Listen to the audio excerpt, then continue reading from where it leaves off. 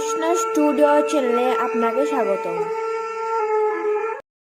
নমো মে বিষ্ণুপাদায় কৃষ্ণ পৃষ্ঠায় ভূতলে শ্রীমতে ভক্তি সিদ্ধান্ত সরস্বতী নমিনে আনন্দ লীলাময় বিগ্রহায়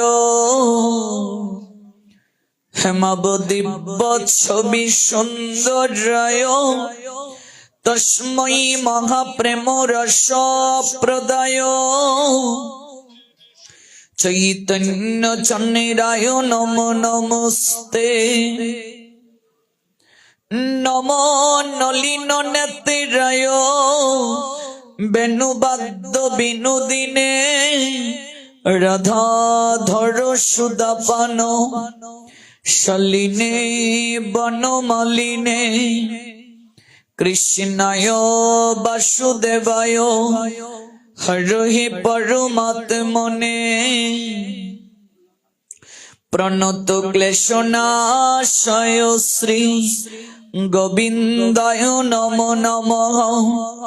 তপ্ত কাঞ্চন গৌরাঙ্গী রাধে বৃন্দাবনেশ্বরী বৃষভানুসুতে দেবী প্রণমামি হরি প্রিয়ে। মহাপ্রসাদ জননী সর্ব সৌভাগ্য বর্ধিনী আদি ব্যাধি হরণিত তুলসী ত্বং নমস্তুতে। শ্রীরূপী শ্রী সনাতন ভট্ট রঘুনাথ শ্রীজীব গোপাল ভট্ট দাস রঘুনাথ এই ছয়ে গোসাইরি করি চরণ বন্দন যাহা হতে বিঘ্ন নাশ অভীষ্ট পূরণ। এই ছয়ে গোসাই যান মই তার দাস তসবার পদুরেণু মুর পঞ্চগ্রাস। তদের চরণ সেবী ভক্ত শনিবাস জনমে জনমে মোর এই অভিলাষ। এই ছয় গোসাই প্রভু মুরে করু দয়া চরণে শরণ নীলমে দাও পদ ছায়া। এই ছয়ে গোসাই যবে ব্রজ কৈলাবাস রাধা কৃষ্ণের নিত্য লীলা করিলা প্রকাশ। মনির আনন্দে বল হরি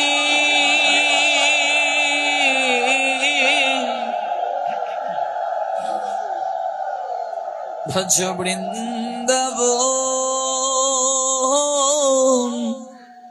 শ্রী গুরু বৈষ্ণব পদে মজাইয়া মন। শ্রী গুরু বৈষ্ণব পদ পদ্ম করিয়া নাম সংকীর্তন কহে শ্রী নরোত্তম দাস। জয় শ্রী কৃষ্ণ চৈতন্য প্রভু নিত্যানন্দ শ্রী অদ্বৈত গদাধর শ্রীবাসদী শ্রী গৌর ভক্ত বৃন্দ। হরে কৃষ্ণ কৃষ্ণ কৃষ্ণ হরে হরে হরে রাম রাম রাম হরে হরে হরে কৃষ্ণ কৃষ্ণ কৃষ্ণ কৃষ্ণ হরে হরে হরে রাম হরে রাম রাম রাম হরে হরে হরে কৃষ্ণ কৃষ্ণ কৃষ্ণ হরে হরে হরে রাম রাম রাম হরে হরে।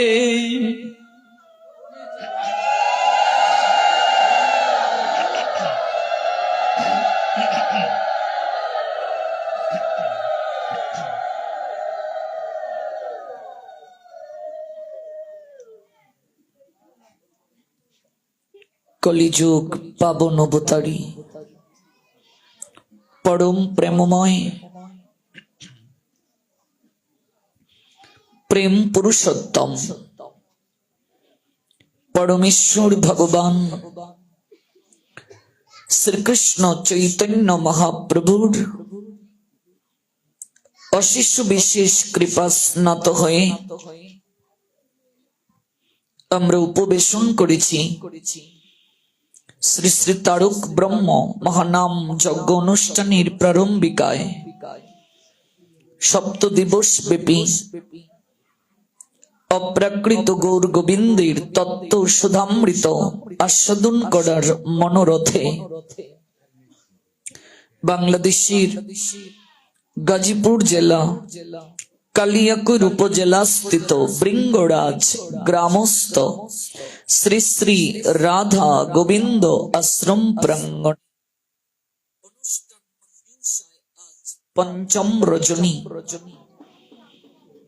আজকের এই হিমেল রজনীতে দূর দূরান্ত থেকে যারা অপ্রাকৃত গৌর গোবিন্দের তত্ত্ব সুধামৃত আস্বাদন করার অভিলাষে ছুটে এসেছেন, কিংবা ইন্টারনেটের কল্যাণে যারা আছেন আমাদের সঙ্গে এই মুহূর্তে দেশ এবং দেশের বাহির থেকে, আপনাদের প্রত্যেকেরই রাতুল ও আতুল চরণে আমি অভাজন ভক্তিপূর্ণ প্রণাম নিবেদন করছি। জয় জয় সাধুগুরু বৈষ্ণবে প্রীতি প্রেমানন্দে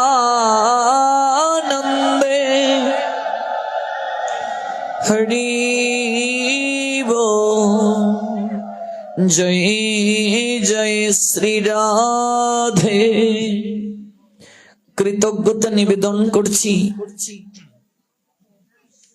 আয়োজনকারী ভক্তবৃন্দের প্রতি, যাদের আয়োজনে এই যজ্ঞ অনুষ্ঠান চলছে তারা জয়যুক্ত হন, তাদেরই প্রয়াস উত্তরোত্তর শ্রীবৃদ্ধি প্রাপ্ত হোক। ধাপে ধাপে উন্নতির সিঁড়ি বেয়ে জীবনে নতুন নতুন সফলতা বয়ে আনুন তারা। দেশ জাতি তথা সমাজ সমৃদ্ধ হোক তাদের কর্ম তৎপরতায়।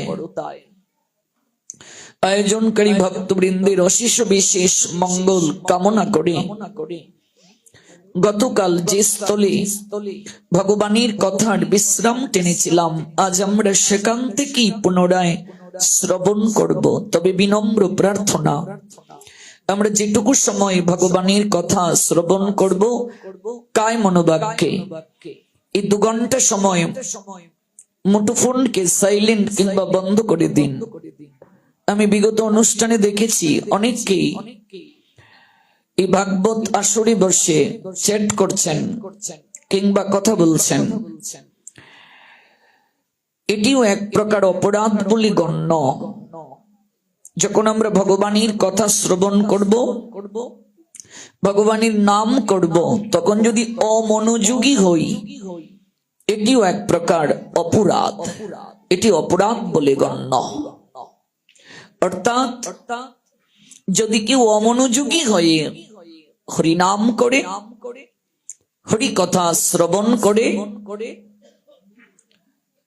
তাহলে অনন্তকাল এই হরিনাম হরি কথা শ্রবণ করার পরও তার চিত্তে কখনো শুদ্ধ বিশুদ্ধ কৃষ্ণ প্রেম ভক্তি লাভ হবে না। এই জন্য এই 2 ঘন্টা সময় জড় জগতের সকল কানেকশনকে সরিয়ে আনুন। আপনার মনটা কেবল নিবদ্ধ করুন ভগবানের কথার প্রতি। কায়মনোবাক্যে শ্রবণ করুন, তাহলে চিত্তরূপ দর্পণ মার্জন হয়ে যাবে। ভব মহাদাবাগ্নি নির্বাপনম, এই সংসারে যে ত্রিতাপ অগ্নি প্রজ্বলিত হয়ে আমাদের সতত দগ্ধীভূত করছে তা নিভে যাবে। শ্রেয় কৈরব চন্দ্রিকা বিতরণম বিদ্যা বধূ জীবনম আনন্দম বুদ্ধি বর্ধনম প্রতিপদম পূর্ণ অমৃত আস্বাদনম সর্বাত্মা স্নপনম পরম বিজয়তে শ্রীকৃষ্ণ সংকীর্তনম। এই হরিনাম সংকীর্তন, এই হরিনাম আস্বাদন আমাদের কি করবে? চিত্তরূপ দর্পণটাকে মার্জন করবে, ভবমহাদাবাগ্নি নির্বাপন করবে, কৃষ্ণের সঙ্গে সম্বন্ধ স্থাপন করবে। কৃষ্ণ নাম মহামন্ত্রের এই তো স্বভাব, যে জপে তার কৃষ্ণ উপজয়ে হয় ভাব। কৃষ্ণের সঙ্গে সম্বন্ধ স্থাপন করবে। কৃষ্ণ প্রেমের উদয় হবে হৃদয়ে, যে প্রেম লাভ ব্রহ্মা আদি দেবতা পর্যন্ত বাঞ্ছা করেন। এটি অনায়াসেই পেয়ে যাব যদি আমরা কায়মনোবাক্যে সাধু সঙ্গে এই অহৈতুকী কথামৃত আস্বাদন করি, নামামৃত আস্বাদন করি। খুব সহজেই তা আমরা প্রাপ্ত হয়ে যাব। বাউল কবি বলছেন, চূড়া আয় রে আয় চূড়া তোর, সাধুর বাতাস লাগুক গায়। সাধুর বাতাস গায়ে লাগিলে চুরের স্বভাব দূরে যায়। আমরা সত্যি চুর। ভগবানকে যে কথা দিয়ে এসেছি তা তো পালন করতে পারছি না। ভগবানের প্রদত্ত সম্পদ ব্যবহার করছি, তার প্রতিও যথাযথ কৃতজ্ঞতা নিবেদন করছি না। এমনকি ভগবানকে নিবেদন না করে খেয়ে নিচ্ছি। গোবিন্দ বললেন গীতায়, আমার প্রদত্ত দ্রব্যাদি আমাকে নিবেদন না করে যে ইন্দ্রিয় তর্পণের নিমিত্তে পাক করে গ্রহণ করে, সে চুরি করে খায়, প্রত্যেক গ্রাসে গ্রাসে পাপ গ্রহণ করে। তো আমরা এই অতিথিশালায় এলাম, ভগবানের সকল কিছু নিজের বলে দাবি করলাম, এমনকি তাকে আমরা কোনো কিছু দিচ্ছিও না, কৃতজ্ঞতাও জ্ঞাপন করছি না। এই জন্যই সাধু সঙ্গে আমাদের আসা প্রয়োজন। আমাদের যে চেতনা কলুষিত হয়ে গেছে, সেই চেতনাকে পুনর্জাগরণ করার জন্য আসব। যে সম্পর্ক বিচ্ছিন্ন হয়ে গেছে ভগবানের সঙ্গে, সে হারানো সম্পর্ক পুনঃস্থাপন একজন প্রকৃত সাধুই করে দিতে পারেন। প্রকৃত সাধুই পারেন আমার চিত্তে কৃষ্ণ প্রেম ভক্তির বীজ বপন করে দিতে। এই জন্যই সাধু সঙ্গটা মনুষ্য জীবনে অত্যন্ত প্রয়োজন। সকল শাস্ত্র ফুকারিয়া আমাদেরকে একটা কার্য সম্পাদন করতেই বললেন, তুমি সাধু সঙ্গ করো। সাধু সঙ্গই পারে সকল কিছু সাধন করতে। সাধু সেবাকে বর্জন করে কেউ কোনোদিন নিষ্কৃতি প্রাপ্ত হয় নাই। ছাড়িয়া বৈষ্ণব সেবা, ছাড়িয়া সাধু সেবা, নিস্তার পেয়েছে কেবা। কোনো কালে কোনো যুগে কেউ নিস্তার প্রাপ্ত হয় নাই। আপনারা যারা আজ হরিনাম করছেন, যারা একাদশী ব্রত করছেন, আপনারা যারা জপমালা গ্রহণ করেছেন, আপনারা যারা ভগবানকে নিবেদন করে কৃষ্ণ প্রসাদ গ্রহণ করছেন, সেটিও কিন্তু সাধু সঙ্গের প্রভাবই সম্ভব হয়েছে। সাধুর মুখনিসৃত বাণী শ্রবণ করে আপনাদের এই চেতনাটা এসেছে। ভাগবতের প্রতি আপনাদের যে অনুরাগ এসেছে, সেটিও সাধু সঙ্গের দ্বারাই সম্ভব হয়েছে। তাহলে আমার এত কিছু যদি হয়, বাকিটা কি হবে না? হবে। এজন্যই আমাকে নিষ্ঠা সহকারে এই সঙ্গ করতে হবে। নিষ্ঠা সহকারে এই কথাকে শ্রবণ করতে হবে, ভগবানের কথাকে শ্রবণ করতে হবে। যে গুরুদেব আমাকে নাম দিলেন, ধাম সম্বন্ধে জ্ঞান দিলেন, যে গুরুদেব আমার হাতে জপমালা ধরিয়ে দিলেন, যে গুরুদেব এই জগতে নিত্য কি অনিত্য কি সেই শিক্ষাটা প্রদান করলেন, যে গুরুদেব আমি যে কৃষ্ণ দাস, মায়াকে ভজন করার কারণে আমি ভুলে গিয়েছিলাম, সেই আপন স্বরূপ তিনি আমাকে পুনরায় জাগিয়ে দিলেন। আমি দুষ্ট সঙ্গ করছি, এই কারণে আমি সতত নিম্নগতি প্রাপ্ত হচ্ছি। কনক কামিনী লাভ পূজা আশা, চাহে মোর চিত্ত আর প্রতিষ্ঠাসা। সতত আমার চিত্তে ধ্বনি হচ্ছে একমাত্র যে গুরুদেব আমাকে কৃপাকণ সম্বল করে অহৈতুকী জ্ঞানঞ্জন শলাকা দিয়ে আমার চক্ষুকে উন্মিলিত করে দিলেন। এতটুকু তিনি আমাকে নিয়ে এলেন, ধাম সম্বন্ধে জ্ঞাত করলেন, অযাচিত কৃপা করলেন, যুগল ভজনের অধিকার দিলেন। শ্রী বৃন্দাবন যুগল ভজন দন, মোহে করল উপদেশ। যিনি আমাকে এত কিছু করতে পারলেন, বাকিটা কি তিনি আমায় করতে পারবেন না? বাকিটা কি তিনি আমায় দিতে পারবেন না? বাকিটা পথ তিনি কি আমায় অগ্রসর করিয়ে দিতে পারবেন না? যদি তার শক্তি না থাকতো তাহলে আমি এতটা পরিবর্তন কি করে হলাম? তার শক্তি আছে, কিন্তু আমি গ্রহণ করছি না। হিয়া ওই জ্ঞান তিমির বড় জ্ঞান, সুচন্দ্র কিরণে করুণাস, ইহ লোচন আনন্দ ধাম। অযাচিত মুহেন পতিত হেরি, জু পহু যাচি দেওল হরিনাম।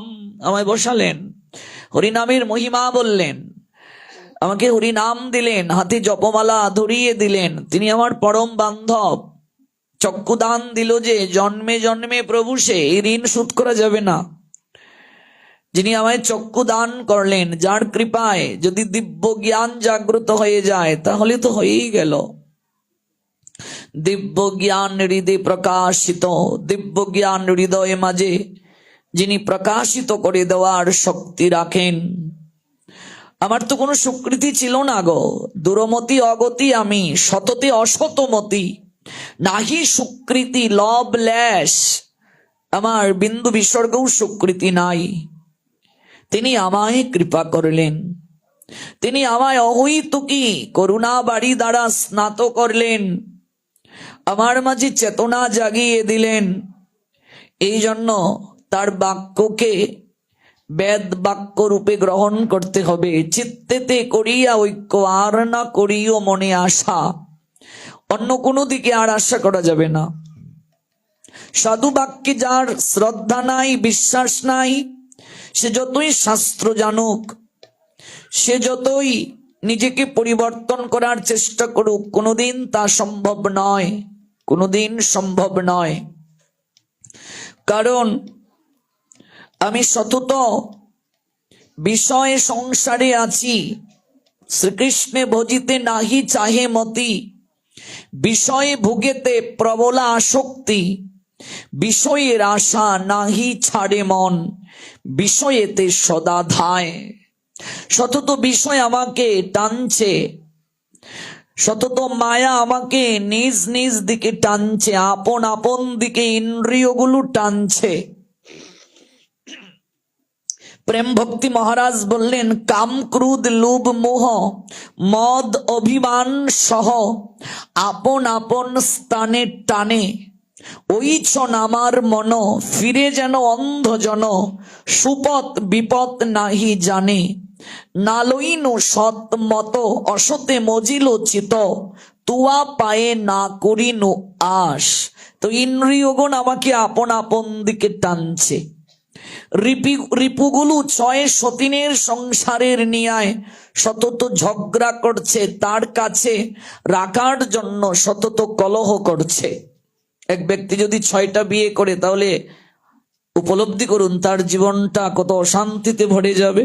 প্রত্যেক স্ত্রী নিজ নিজ কাছে টানছে, ঝগড়া করছে। তাহলে এই 6 রিপু মানে 6 সতীনের সংসার, কাম ক্রোধ লোভ মোহ মদ মাৎসর্য, ওরা আপন আপন দিকে টানছে, নিজের কাছে রাখার জন্য সতত আমায় টানছে। এই ক্ষেত্রে আমার করণীয় কি? গুরু বৈষ্ণব চরণকে জড়িয়ে ধরা। তব কৃপা কোন আমারই সম্বল, তব কৃপা বিনা নাহি অন্য বল। আর কোনো শক্তি নাই, আর কোনো আমার বল নেই গো। কৃপা করো প্রভু দিয়া চিদ বল। চিদ বল মানে এই হৃদয়ে তুমি আমাকে বল দান করো। দাস তোমা প্রণময়, তোমার চরণে এই দাস এই দাসী প্রণতি নিবেদন করছে। সাধু সঙ্গে থাকি 6 বেগদমি, শ্রীকৃষ্ণ চরণ সেবি যেন আমি। হেন মতি যাছে তব দাস অধম, বন্দি তব রাঙ্গা পায়। গুরুদেব দয়াময়, প্রাণীর যাতনা জানাবো কি তোমা, হয়েছে জীবন যন্ত্রণাময়। অহে গুরুদেব তব শ্রীচরণ, সেবে যেন সন্ত জনম জনম। এই আশীর্বাদ যাছি অবাজন, তব পদে স্থান চায়। গুরুদেব দয়াময়, প্রাণের যাতনা জানাবো কি তোমা, হয়েছে জীবন যন্ত্রণাময়। তাই আপন আপন গুরুচরণে শরণ নিয়ে বসুন। যিনি ভাগবত কথা শ্রবণ করান তিনিও গুরু। শ্রবণ গুরু তাকে বলা হয়। যার শ্রীমুখ থেকে ভাগবত কথা শ্রবণ করে আমার পরিবর্তন হয়েছে তিনিও আমার গুরু, শ্রবণ গুরু, শিক্ষা গুরু। চরণে শরণ নিয়ে বসুন, কায় মনোবাক্যে শ্রবণ করুন, চিত্ত পরিবর্তন হয়ে যাবে, জীবন ধন্য হয়ে যাবে। জড় জগতের সমস্ত কানেকশনকে বন্ধ করে দিন, কেবল চিন্ময় জগতের সনে সম্বন্ধ স্থাপন করুন। আসুন মূল প্রসঙ্গে ফিরে যাই।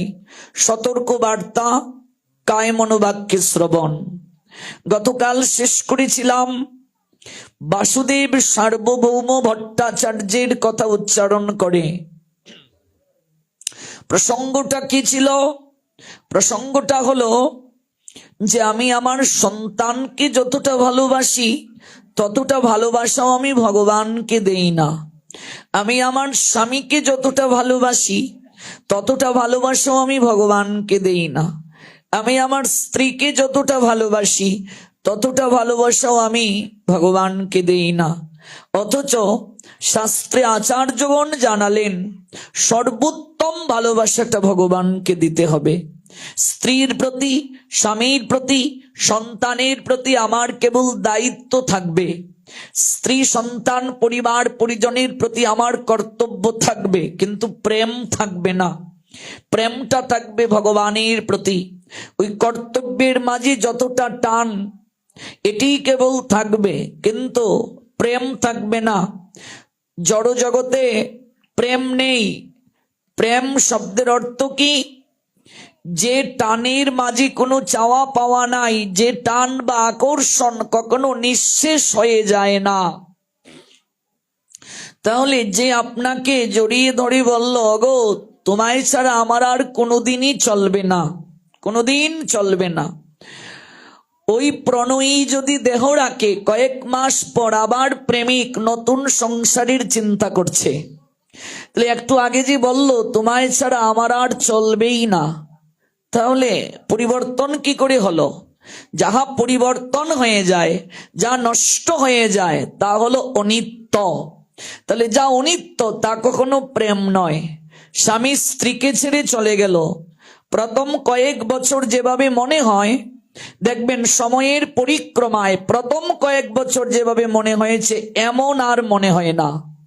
সন্তান ছেড়ে চলে গেল, প্রথম যেভাবে কষ্টটা হয় যন্ত্রণাটা হয়, দেখবেন 20 বছর পর এরকম যন্ত্রণাটা হয় না, এরকম কষ্টটা হয় না। তার কারণ কি? এটা পরিবর্তন হয়ে যায়, এটা প্রতিনিয়তই পরিবর্তন হচ্ছে। যা প্রতিনিয়তই পরিবর্তন হয়ে যায়, যা ধ্বংস হয়ে যায়, তাকে বলে অনিত্য। প্রেমের সংজ্ঞা দিয়েছেন আচার্যগণ, বলছেন ধ্বংস হওয়ার বহুবিধ কারণ থাকা সত্ত্বেও যে সম্পর্ক, যে টান কখনো ধ্বংস হয় না, তা হলো প্রেম। ভালোবাসার সাগরকে মন্থন করলে যা উঠে আসে তা হলো প্রেম।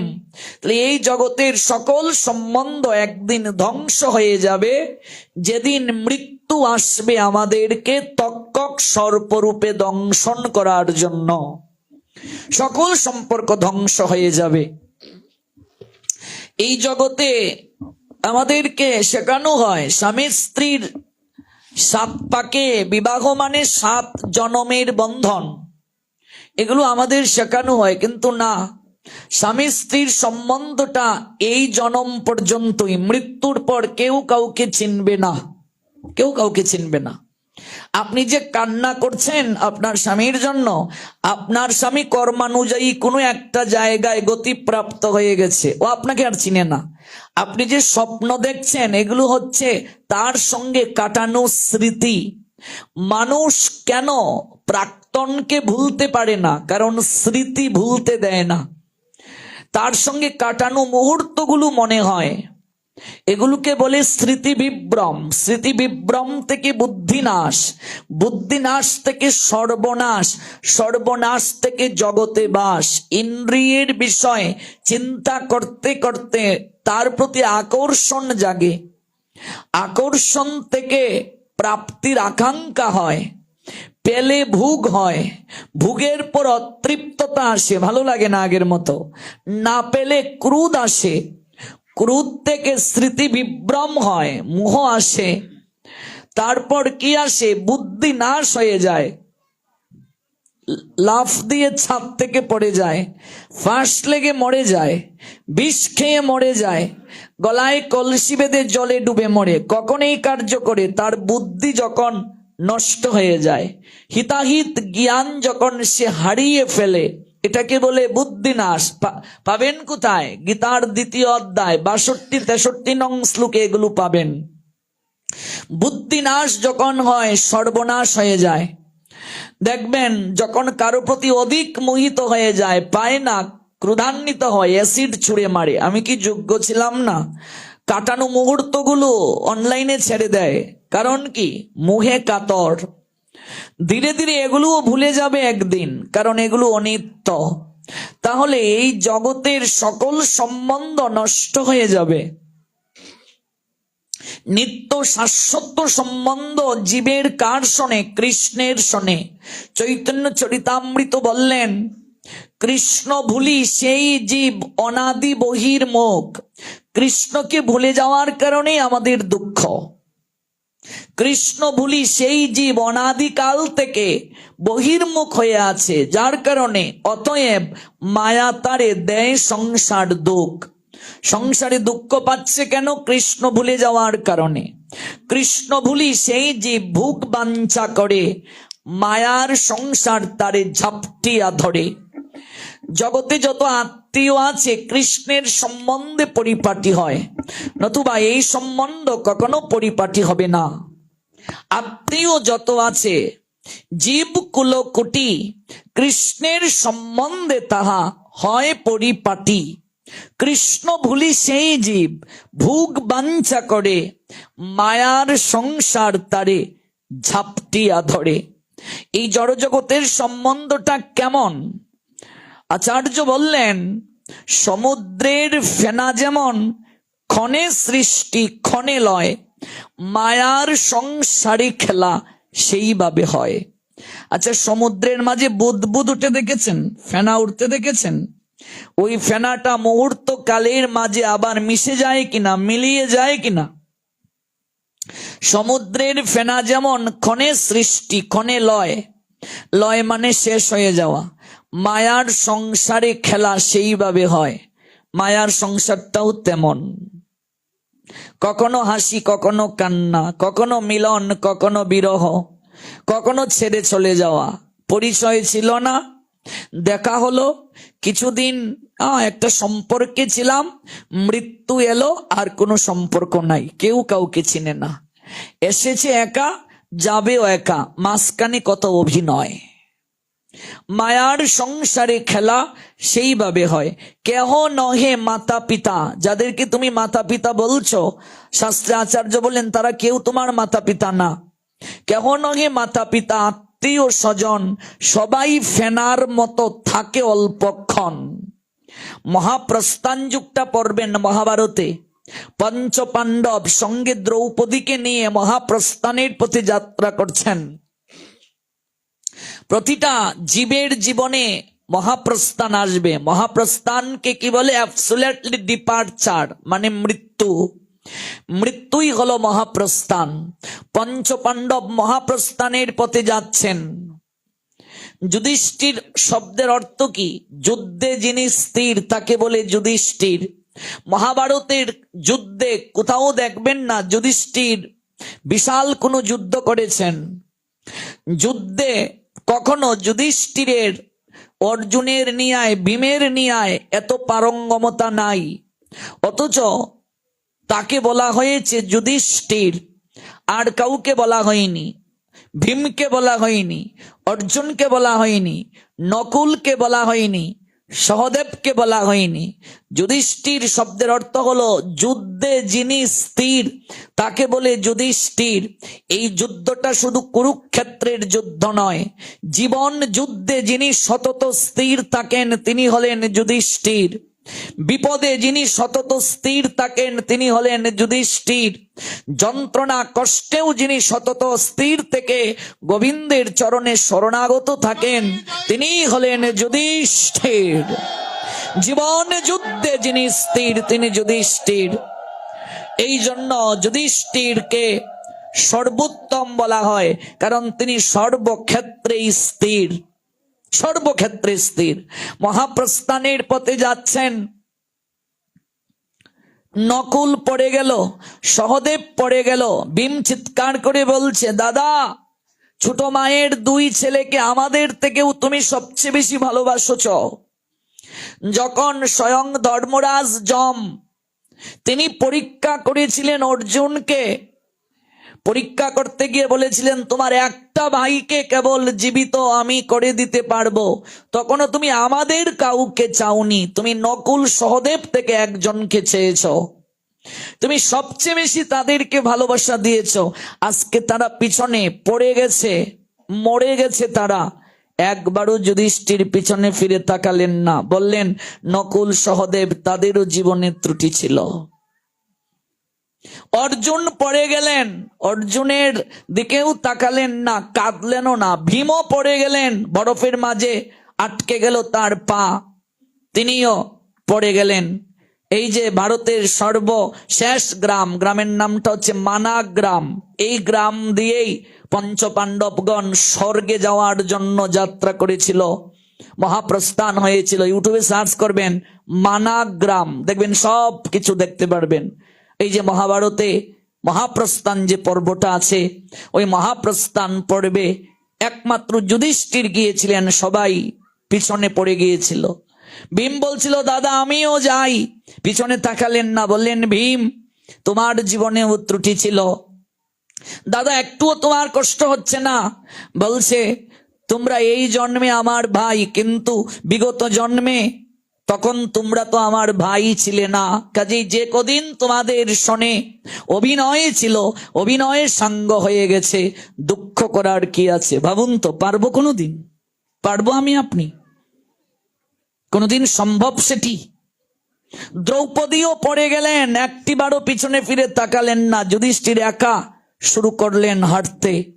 স্বয়ং ধর্মরাজ যম তার এই অহৈতুকী, এই স্থিরতা, তার চিত্তের অহৈতুকী প্রীতি ভক্তি এবং ধর্মের অনুশীলন দর্শন করে কুকুরের বেশ ধারণ করে তার সঙ্গে গিয়েছিলেন। নারদ পরীক্ষা করেছিলেন যে কুকুরটাকে রেখে তুমি স্বর্গে যাবে, কুকুর সহ যেতে পারবে না। যুধিষ্ঠির বললেন যে কুকুরটা এতটা পথ আমার সঙ্গে এলো, আমি তাকে রেখে স্বর্গে যেতে পারবো না। এমন কি যদি আমাকে স্বর্গে যেতে নাও হয়, আমি থাকবো, যাব না, কিন্তু আমি কুকুর রেখে যাব না। যিনি সাধু হবেন সর্বজীবে তার সমভাব থাকবে, জীবন যুদ্ধে তিনি স্থির থাকবেন। সঙ্গে সঙ্গে কুকুর থেকে যমরাজ আবির্ভূত হয়ে তিনি যুধিষ্ঠিরকে স্বাগত জানিয়েছিলেন, আমি তোমায় পরীক্ষা করেছিলাম পুত্র। এই দেখুন প্রত্যেকটা ক্ষেত্রে জীবন যুদ্ধে তিনি স্থির। যত গৃহে আগুন লাগলো যুধিষ্ঠির স্থির। পাশা খেলায় এত অমানবিক আচরণ হলো, সেখানেও তিনি স্থির। বনবাসে গেলেন, সেখানেও স্থির। অজ্ঞাতবাসে গেলেন, সেখানেও স্থির। প্রত্যেকটা ক্ষেত্রে তিনি স্থির। তাই তো তিনি যুধিষ্ঠির। জীবন যুদ্ধে স্থির থাকা, সকল কার্যকে ঈশ্বরের কার্য, ঈশ্বরের ইচ্ছে বলে যে মেনে নিতে পারে, তাই তো যুধিষ্ঠির এত সহজ নয়। যত সহজে আমি কথাটা বলছি, এই কথাটা তত সহজ নয়, আচরণটা তত সহজ নয়। এজন্যই ক্রমশ অভ্যাস, যোগ, বৈরাগ্যের দ্বারা সম্ভব সেটি। সমুদ্রের ফেনা যেমন ক্ষণে সৃষ্টি ক্ষণে লয়, মায়ার সংসারে খেলা সেইভাবে হয়। কেহ নহে মাতা পিতা আত্মীয় স্বজন, সবাই ফেনার মতো থাকে অল্পক্ষণ। ওরা কিছুক্ষণ আমাদের সঙ্গে থাকবে, ফেনার মতো। ফেনা যেমন আবার জলের মাঝে মিশে যায়, তারাও কিছুক্ষণ এই সংসার সমুদ্রে ফেনার নিয়ায় ভাসছে, আবার ওই জলের মাঝে ডুবে যাবে। প্রলয়ে যখন হবে আবার এই বিশ্ব ব্রহ্মাণ্ড জলে ডুবে যাবে, এটাই শাস্ত্রে লেখা আছে। ক্ষণে সৃষ্টি ক্ষণে লয়, মায়ার সংসারে খেলা সেইভাবে হয়।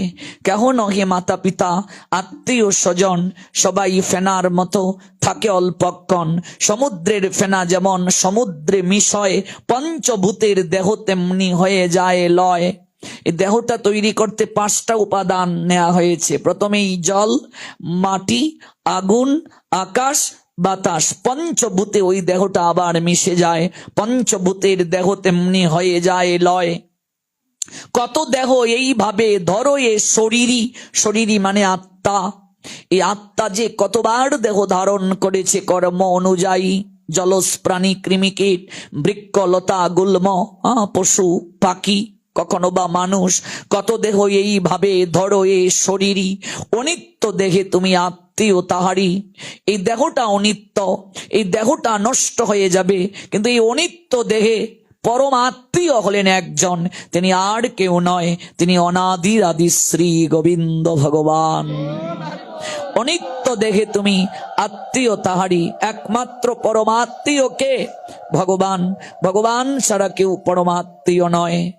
আর সবাই সবাই কিছুদিন থাকবে। 3 জনের বিনাশ হয় না, ভক্তি দেবীর বিনাশ হয় না, ভক্তের কখনো বিনাশ হয় না, আর ভগবানের কখনো বিনাশ হয় না। কাজে এই 3 জনকে আঁকড়ে ধরো। নিতাই গৌর চরণ সত্য, তাহারও সেবক নিত্য। তার সেবক মানে ভক্ত। ভক্ত চরণ ধরো, আর ভগবানের চরণ ধরো, আর ভক্তি দেবীকে আঁকড়ে ধরো, জীবন ধন্য হয়ে যাবে। আর সংসারে কর্তব্য পালন করে যাও। স্ত্রীর প্রতি কর্তব্য করো, স্বামীর প্রতি কর্তব্য করো, দায়িত্ব পালন করো, সন্তানের প্রতি দায়িত্ব পালন করো, কর্তব্য পালন করো, কিন্তু একেবারে মিশে যেও না, একেবারে তাদের মাঝে হারিয়ে যেও না, একেবারে মুহে অন্ধ হয়ে নিজের লক্ষ্যটাকে ভুলে যেও না। যে কারণে জীবন প্রাপ্তি সেটা ভুলে যেও না। সংসারে আসলে দায়িত্ব পালন করতেই হবে, সংসারে আসলে কর্তব্য পালন করতেই হবে। সংসারে এসে দায়িত্ব কর্তব্যের বেড়াজাল থেকে আমি নিজেকে মুক্ত করতে পারবো না, কিন্তু যে উদ্দেশ্যে আসা, এই উদ্দেশ্য থেকে যারা সরে যায়, ওরা একুল অকুল দুকুল হারায়। সংসারে মজে গেলে, গৌরাঙ্গ ভুলিলে, গৌরকে ভুলে গেলে, না শুনিলি সাধুর কথা। সাধুরা এসে যে জ্ঞান উপদেশ দিয়ে গেলেন, হারানো সম্পর্ক পুনঃস্থাপন করার কথা বলে গেলেন, পাত্তা দিলে না, কিংবা শুনলে এক কান দিয়ে আরেক কান দিয়ে বের করে দিলে, না শুনিলি সাধুর কথা। ইহকাল পরকাল দুকাল খোয়াইলি, খাইলি আপন মাথা, নিজের মস্তক নিজে চিবিয়ে খেলে। আমরা এই সার্বভৌম ভট্টাচার্য, যার নাম হলো বাসুদেব, সার্বভৌম হলো তার পদবী, এই বাসুদেব সার্বভৌম ভট্টাচার্য তার লীলামৃতের দ্বারা, তার চরিত কথার দ্বারা আমরা উপলব্ধি করতে পারবো সর্বোত্তম ভালোবাসাটা যে ভগবানকে দিতে হয়। তিনিও সংসারী, আমরাও সংসারী। ওই সংসারী মানুষ আমরা শুনবো একজন সংসারী ভক্তের কথা, কেমন করে তিনি ভগবানকে ভালোবেসেছিলেন। ভগবানের কথা যদি আস্বাদন হয়, ভগবান যতটা না আনন্দ পান তার থেকে অধিক আনন্দ পান ভগবানের ভক্তের কথা যদি আস্বাদন হয়। ভগবানের ভক্তের কথা যেখানে আস্বাদন হয়, ভগবান সেখানে সর্বপ্রথম শ্রোতার আসনে এসে বসেন, সঙ্গে থাকেন প্রেমময়ী শ্রীমতী রাধা রানী। এই জন্য মনে রাখবে, ভগবানকে যে ভজনা করে সে ভক্ত, আর যে ভগবানের ভক্তকে সেবা করে ভজনা করে সে হলো ভক্ত শিরোমণি। ভগবানকে সেবা করলে তুমি ভক্ত, আর ভগবানের ভক্তকে যে সেবা করে সে ভক্ত শিরোমণি। এই জন্য সেবাটা হবে ভগবানের ভক্তের সেবা। ভগবানের থেকেও ভগবানের ভক্ত সেবাকে প্রাধান্য দিতে হবে, সাধু সেবাকে প্রাধান্য দিতে হবে। সাধু সেবাকে প্রাধান্য না দিলে কেউ কলিযুগে কখনো ইষ্টকে প্রাপ্ত হবে না। এটাই হলো মূল কথা। মোর ভক্ত নাহি ভজে আমা ভজে মাত্র, সেই দাম্ভিক কবু নহে মোর প্রসাদের পাত্র। ভগবান নিজ মুখে বললেন, সে অহংকারী, সে আমার কখনো কৃপা প্রাপ্ত হতে পারবে না, কস্মিন কালেও নয়। আপনি জপমালা হাতে নিয়ে কেবল বসে রইলেন, কোনো সেবা করলেন না, এই হরিনাম দ্বারাও আপনার কখনো ইষ্ট প্রাপ্তি সম্ভব নয়, কোনোদিন সম্ভব নয়। সেবাকে আগে প্রাধান্য দিতে হবে। তাই বলে সেবা করব আর ভগবানের কোনো কাজ করব না, আপনি যে সেবা করছেন এইটাই তো ভগবানের ভজন। তাই বলে হরিনাম করব না, না, হরিনাম বাদ দেওয়া যাবে না, হরিনামও করতে হবে, কিন্তু সেবায় বেশি মনোযোগী হতে হবে। সেবায় যে যত বেশি মনোযোগী, শাস্ত্র ফুকারিয়া বলছে, সে তত শীঘ্র ভগবানকে প্রাপ্ত হয়ে গেছে। কারণ ভগবান সেবার দ্বারা বসন, ভগবান প্রীতি আর ভক্তির ডুরে আবদ্ধ হন, আর কোনো কিছু দ্বারা নয়। সার্বভৌম ভট্টাচার্যের লীলার দ্বারা আমরা এই বিষয়গুলো জানব। সেই সার্বভৌম ভট্টাচার্য গতকাল আমরা জেনেছি তিনি ছিলেন পূর্ব লীলায় দেবগুরু বৃহস্পতি। কে ছিলেন? দেবতাদের গুরুদেব। কোথায় আছে এই তত্ত্ব? গৌর গণোদ্দেশ নামক গ্রন্থ, শ্লোক সংখ্যা 119। ওই গৌর গণোদ্দেশ নামক গ্রন্থে বলা হয়েছে, ভট্টাচার্যা সার্বভৌম পুরাশিদ গিষ্পতি দীর্বি, অর্থাৎ দেবতার যিনি গুরু, দেবগণের গুরুদেব হলেন বৃহস্পতি। ওই বৃহস্পতি গৌর লীলায় পুষ্টি সাধন করার জন্য তিনি এলেন বাসুদেব সার্বভৌম ভট্টাচার্য রূপে। চৈতন্য চরিতামৃত আদি লীলা 10ম পরিচ্ছেদ, সেখানে শ্রীল কৃষ্ণদাস কবিরাজ গোস্বামীপাদ, শ্রী পরমানন্দ পুরী, স্বরূপ দামোদর রায় রামানন্দ সহ যত ভক্তগণের কথা আমার মহাপ্রভু উড়িষ্যায় নীলাচলে যখন ছিলেন আলোচনা করতে গিয়ে সার্বভৌম ভট্টাচার্যকে প্রাধান্য দিয়েছেন। চৈতন্য চরিতামৃতের আদি লীলার 10ম পরিচ্ছেদে শ্রী কৃষ্ণদাস কবিরাজ গোস্বামীপাদ সার্বভৌমকে বড় শাখা রূপে তিনি শ্রদ্ধা পোষণ করেছেন। আমরা শ্রী কৃষ্ণদাস কবিরাজ গোস্বামীপাদের ভাষায় বলবো, বড় শাখায় এক সার্বভৌম ভট্টাচার্য, তার ভগ্নিপতি শ্রী গোপীনাথ আচার্য, যে গোপীনাথ আচার্য মহাপ্রভুর পার্ষদ, মহাপ্রভুর অন্তরঙ্গ ভক্তদের মাঝে অন্যতম। সেই গোপীনাথ আচার্য হলেন সার্বভৌম ভট্টাচার্যের ভগ্নিপতি। তাহলে কে সেই সার্বভৌম ভট্টাচার্য?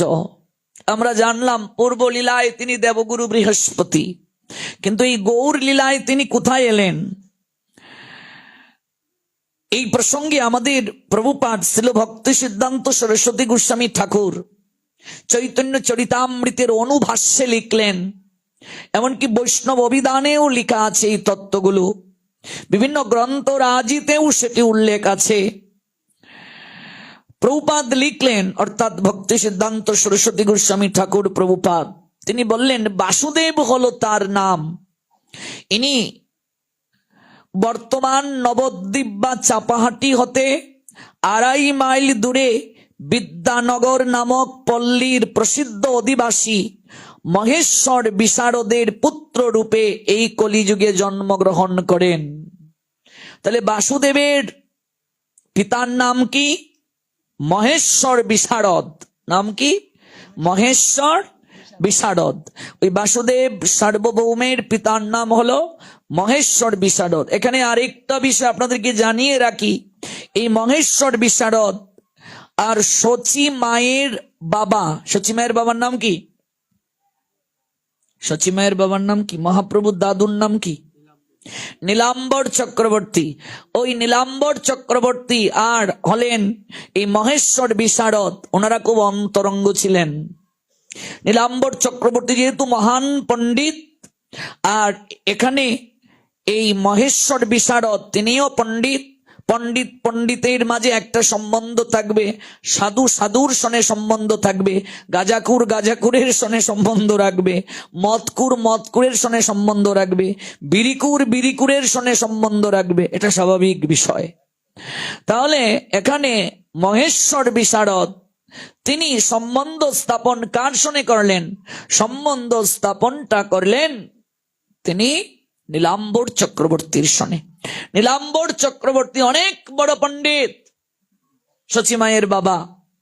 এবং আপনারা জেনে আরো আনন্দ পাবেন, এই নীলাম্বর চক্রবর্তীর বাড়ি হলো আমাদের সিলেটে, শ্রীহট্ট, বর্তমান হবিগঞ্জ জেলা, বাহুবল উপজেলা, মিরপুরের জয়পুরে হলো এই নীলাম্বর চক্রবর্তী।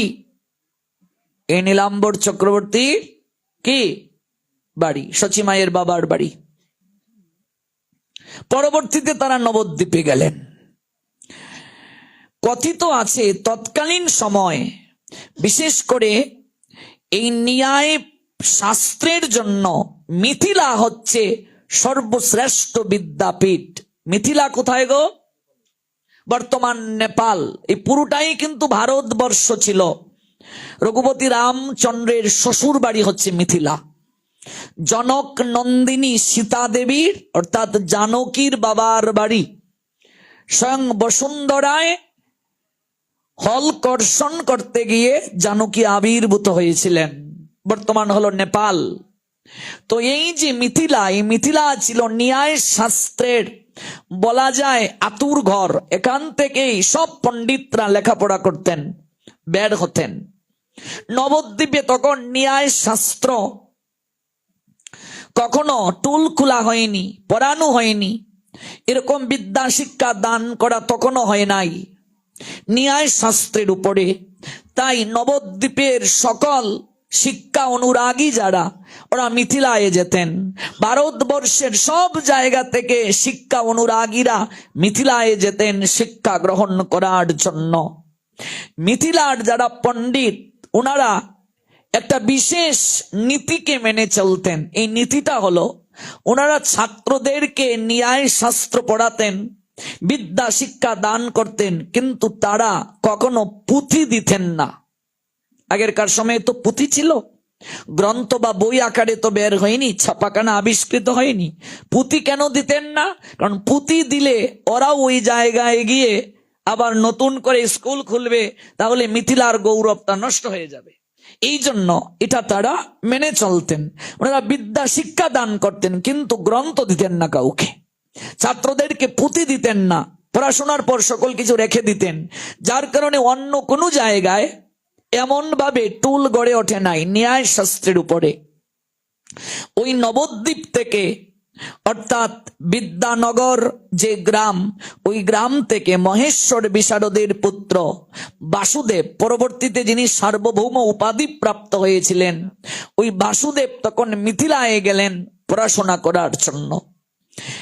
এমন তিনি শ্রুতিধর ছিলেন, এমন তার জ্ঞান ছিল, এমন তার পণ্ডিত্য ছিল, তিনি অল্প সময়েই বেদান্ত সকল কিছু মুখস্থ করে ফেলেন। বেদান্ত শাস্ত্রে প্রচুর তিনি পাণ্ডিত্য লাভ করেন। এবার এই যে তিনি বেদান্ত শাস্ত্রে পাণ্ডিত্য লাভ করলেন, যখন তার পড়াশোনা শেষ হলো, পুঁথি তো তাকে দেয়া হবে না, কারণ এটা মিথিলার গৌরব। মিথিলার পণ্ডিতগণ স্বদেশের গৌরব রক্ষা করার জন্য কখনো ছাত্রগণকে অধ্যাপনা করালেও গ্রন্থলিপি তারা দিতেন না। বাসুদেব মনে মনে ভাবলেন, এই শিক্ষাটা সর্বত্র ছড়িয়ে দিতে গেলে আমাকে একটা উদ্যোগ নিতে হবে। তাই তিনি সকল শাস্ত্র গ্রন্থ মুখস্থ করে ফেললেন। মুখস্থ করে তিনি নবদ্বীপে চলে এলেন। এসে ওই যে মুখস্থ করে এলেন, এগুলো এসে তিনি নিজে আবার লিখলেন। কতটা পণ্ডিত ভাবা যায়? চিন্তা করুন, কতটা শ্রুতিধর। শ্রুতিধর মানে কি? শুনলেই যে মনে রাখতে পারে। আমাদের এই যে ব্রেইন, আমরা কত শতাংশ ব্যয় করি অসৎ চিন্তায়, অসৎ ভাবনায়, সারাক্ষণ এটাকে আমরা নষ্ট করছি, সব কিছু ঢুকাচ্ছি। কিন্তু এটা দ্বারা যে কত কল্যাণ করা যায়। আপনি একটা ল্যাপটপে, একটা হার্ড ডিস্কে কতটুকু সঞ্চয় রাখবেন? কিন্তু ভগবান জানালেন আচার্যগণের মাধ্যমে, আমাদের মস্তিষ্কের ধারণ ক্ষমতা আনলিমিটেড। এখানে কোনো লিমিটেশন নাই। আপনি যত ইচ্ছে তত জ্ঞান এই জায়গায় জমা রাখতে পারবেন। কিন্তু আমরা কেউ চর্চা করি না, জানার চেষ্টা করি না, বুঝার চেষ্টা করি না। তিনি কতটা পণ্ডিত ভাবুন, কতটা তিনি শ্রুতিধর ভাবুন। ওই জায়গায় পড়াশোনা করে, সব মুখস্থ করে, কণ্ঠস্থ করে বঙ্গে এলেন, জন্মভূমিতে ফিরে এলেন, নবদ্বীপে এলেন। এসে তিনি ওই যে শিখে এলেন মুখস্থ করে, এগুলো তিনি আবার লিখলেন। একেবারে পুঙ্খানুপুঙ্খ রূপে, একটা অক্ষর ভুল হয়নি। বেদান্তের ভাষ্য লিখলেন, সকল কিছু লিখলেন। লিখে তিনি নিজে টুল স্থাপন করলেন। ওই মিথিলার ন্যায় শাস্ত্র, বেদান্তের শাস্ত্রের শিক্ষা নবদ্বীপে শুরু হলো। নবদ্বীপকে বলা হতো তৎকালীন সময়ের অক্সফোর্ড বিশ্ববিদ্যালয় যেমন এখন সবচেয়ে বিখ্যাত, ওই নবদ্বীপটা অক্সফোর্ড বিশ্ববিদ্যালয়ের মতো এতটা বিখ্যাত ছিল। এই জন্য এই বঙ্গের, পূর্ববঙ্গের যারা সবাই পড়াশোনা করার জন্য নবদ্বীপ যেতেন। এমনকি মহাপ্রভুর বাবা জগন্নাথ মিশ্র পড়াশোনা করার জন্য নবদ্বীপে গিয়েছেন। নীলাম্বর চক্রবর্তী পড়াশোনার জন্য নবদ্বীপে গিয়েছেন। অদ্বৈত আচার্য শ্রীবাস পণ্ডিত, গদাধর থেকে শুরু করে সবাই নবদ্বীপে গিয়েছেন পড়াশোনা করার জন্য। এটা হলো অক্সফোর্ড বিশ্ববিদ্যালয়ের মতো সমাদৃত। বিশেষ করে ন্যায় শাস্ত্রের যে বিশেষ শিক্ষা, এটা তিনি নিজে লিপিবদ্ধ করলেন, টুল করলেন, এবং তার অদ্ভুত পাণ্ডিত্যের কথা শ্রবণ করলেন তৎকালীন উৎকলের মহারাজ, যার নাম হলো প্রতাপ রুদ্র। প্রতাপ রুদ্রও কিন্তু সাধারণ কেউ নয়। প্রতাপ রুদ্রের বাবা হলেন পুরুষোত্তম দেব। এই পুরুষোত্তম দেব এত বড় ভক্ত ছিলেন। প্রতাপ রুদ্রের বাবা স্বয়ং জগন্নাথ আর বলরাম বিগ্রহ থেকে প্রকাশিত হয়ে তার সঙ্গে যুদ্ধ করতে গিয়েছিলেন কাঞ্চীনগরে। ভাবা যায়? এত বড় তিনি ভক্ত ছিলেন। তার পুত্র হলো প্রতাপ রুদ্র রাজা, যে প্রতাপ রুদ্র রাজা স্বয়ং মহাপ্রভুর প্রেমালিঙ্গন প্রাপ্তির জন্য সকল কিছু ত্যাগ করেছিলেন। রাজাকে তিনি ঝাড়ুদার বানিয়ে দিয়েছিলেন। গৌরহরি। ওই প্রতাপ রুদ্র রাজার কানে সংবাদটা পৌঁছল যে এই নবদ্বীপের মাঝে অনেক বড় একজন পণ্ডিত আছে, শ্রুতিধর, তিনি ন্যায় শাস্ত্রে পারঙ্গম। উৎকলের মহারাজ প্রতাপ রুদ্র লোক পাঠালেন। অশ্ব চড়ে, ঘোড়া চড়ে লোক এলো, এসে প্রণতি নিবেদন করলো। একটা চিঠি পাঠালেন। চিঠিটা পড়লেন বাসুদেব সার্বভৌম। সেখানে লেখা, আপনি যদি চান তাহলে আমার রাজ্যে আপনাকে আমি সভা পণ্ডিত করতে চাই। ভাগ্য খুলে গেল। রাজা স্বয়ং পাঠালেন চিঠি। সমাদরে, মনে রাখবে, গুণ যার সব জায়গায় সে সমাদৃত হবে, শিক্ষা যার সব জায়গায় সমাদৃত হবে। 2 ভাই 4 ভাই সবসময় যে যৌথ থাকবে তা নয়। কলিযুগে তো একসঙ্গে কেউ থাকতে পারবে না, এক সময় পৃথক হয়ে যাবে। বাবার যত অর্জিত সম্পত্তি সব সন্তান অধিকার পাবে, কিন্তু পড়াশোনা করে যে সার্টিফিকেট অর্জন করলো এগুলো কি ভাগ করা যাবে? না বাবাকে বলবে যে এগুলো ভাগ করে দাও, যৌথ পরিবার থাকতে তো পড়াশোনা করেছে, তো সার্টিফিকেটের অর্ধেক আমাকে দাও? এটা হবে না। তুমি যেখানে যাবে বিদ্যা সঙ্গে নিয়ে যাবে, জ্ঞান সঙ্গে নিয়ে যাবে। এই জন্য মনে রাখবে, শিক্ষা যার থাকে সে কখনো ভিখারি হয় না, সে কখনো না খেয়ে মরে না। গুণ যার থাকে সে না খেয়ে মরে না, সমাদৃত হয় সব জায়গায়। গুণ যার আছে সব জায়গায় সমাদৃত হয়। এই জগৎ সংসারে কাককে কেউ পুষে না, কাকের কর্কশ ধ্বনি ভিষ লাগে কানে। কবি বলছেন, কুকিল অখিল প্রিয় সুমধুর তানে। যার কর্কশ ভাষা, কেউ তার কথা শুনতে ভালোবাসে না। বাসে গো? আপনি রাগান্বিত হয়ে কারোর সঙ্গে কথা বলছেন, কেউ আপনাকে ভালোবাসবে না, আপনার কথা শুনবে না। কাকের ডাক কেউ পছন্দ করে না। কা কা, এই ঢিল দে ওকে বিদায় কর, দেখবেন ছুঁড়ে মারছে। কিন্তু কুকিল যখন ডাকছে কো কো, তখন দেখবে সবাই বলছে। আমাদের অঞ্চলে, গ্রামাঞ্চলে আমরা বলতাম, ওই যে কুটুম পাখি যখন ডাকতো, সলতার বউ গো, এরকম আমরা বলতাম, আরো শুনতাম। কেমন কাঁঠাল পাকছে, এগুলো আমরা বলতাম। কারণ কি? এগুলো শুনতে ভালো লাগে কেন? সুরের কারণে। কুকিল অখিল প্রিয় সুমধুর তানে। দেখেছো কি কষ্ট করে কেউ কখনো কাক পুষে রাখে? কাককে পুষতে দেখেছো? কিন্তু যত্ন করি সবাই সুখ শাড়ি পুষে। সুখ মানে টিয়া, শাড়ি মানে শালিক পাখি। এই যে সুখ আর শাড়ির মাঝে আমরা দ্বন্দ্ব পড়ি না রাধাকৃষ্ণকে নিয়ে, ওই সুখ শাড়িকে, সুখ হলো টিয়া পাখি, শাড়ি হলো শালিক পাখি। এই পাখিগুলোকে পুষে। ময়নাকে মানুষ পুষে, কাককে কখনো মানুষ পুষে না। এই জন্য গুণটা হলো গুরুত্বপূর্ণ। গুণগুলোর দিকে দৃষ্টি দিতে হবে সর্বদা। সর্বদা চিন্তা করতে হবে আমার মাঝে কি কি দোষ আছে। দোষ থাকা কখনো খারাপ বিষয় নয়, কিন্তু দোষ জানার পর, ধরিয়ে দেওয়ার পর আত্ম অহংকার নিয়ে থাকাই হলো পতনের মূল কারণ। জ্ঞানী ব্যক্তি যে নিজের দোষ বুঝতে পেরে মার্জনা চায়, নতুন করে নিজের জীবন শুরু করে। জ্ঞানীকে দোষ ধরিয়ে দিলে বন্ধু ভাবে, আর মূর্খকে দোষ ধরিয়ে দিলে আত্ম অহমিকায় নিজেকে সর্বদা একাকিত্বের দিকে আসীন করে নেয়। এই হলো জ্ঞানী আর মূর্খের মাঝে পার্থক্য। তো জগতে কখনো দেখেছো কাককে কেউ পুষতে? কিন্তু কুকিল, তার সুর মানুষ পছন্দ করে। ময়নাকে মানুষ পুষে, টিয়াকে মানুষ পুষে, শালিককে মানুষ পুষে। বৃক্ষ তোমার পরিচয় কি? ফল দ্বারা পরিচয় হয়। বক্তা যত বড়ই হোক না কেন, কাষ্ঠ মঞ্চে না দাঁড়ালে কেউ তার কথা শুনে না। কেমন? আমি এক জায়গায় পাঠিয়ে গিয়েছিলাম, আমার এখনো মনে আছে। তো আমাকে এসে বলছে, তখন তো আর এই তো অনলাইনে তো প্রচার ছিল না, তো আমাকে এসে বলছে, পাঠক গোসাই কে? আমাকে এসে বলতেছে। তো আমি বললাম, উনি এখনো আসেননি।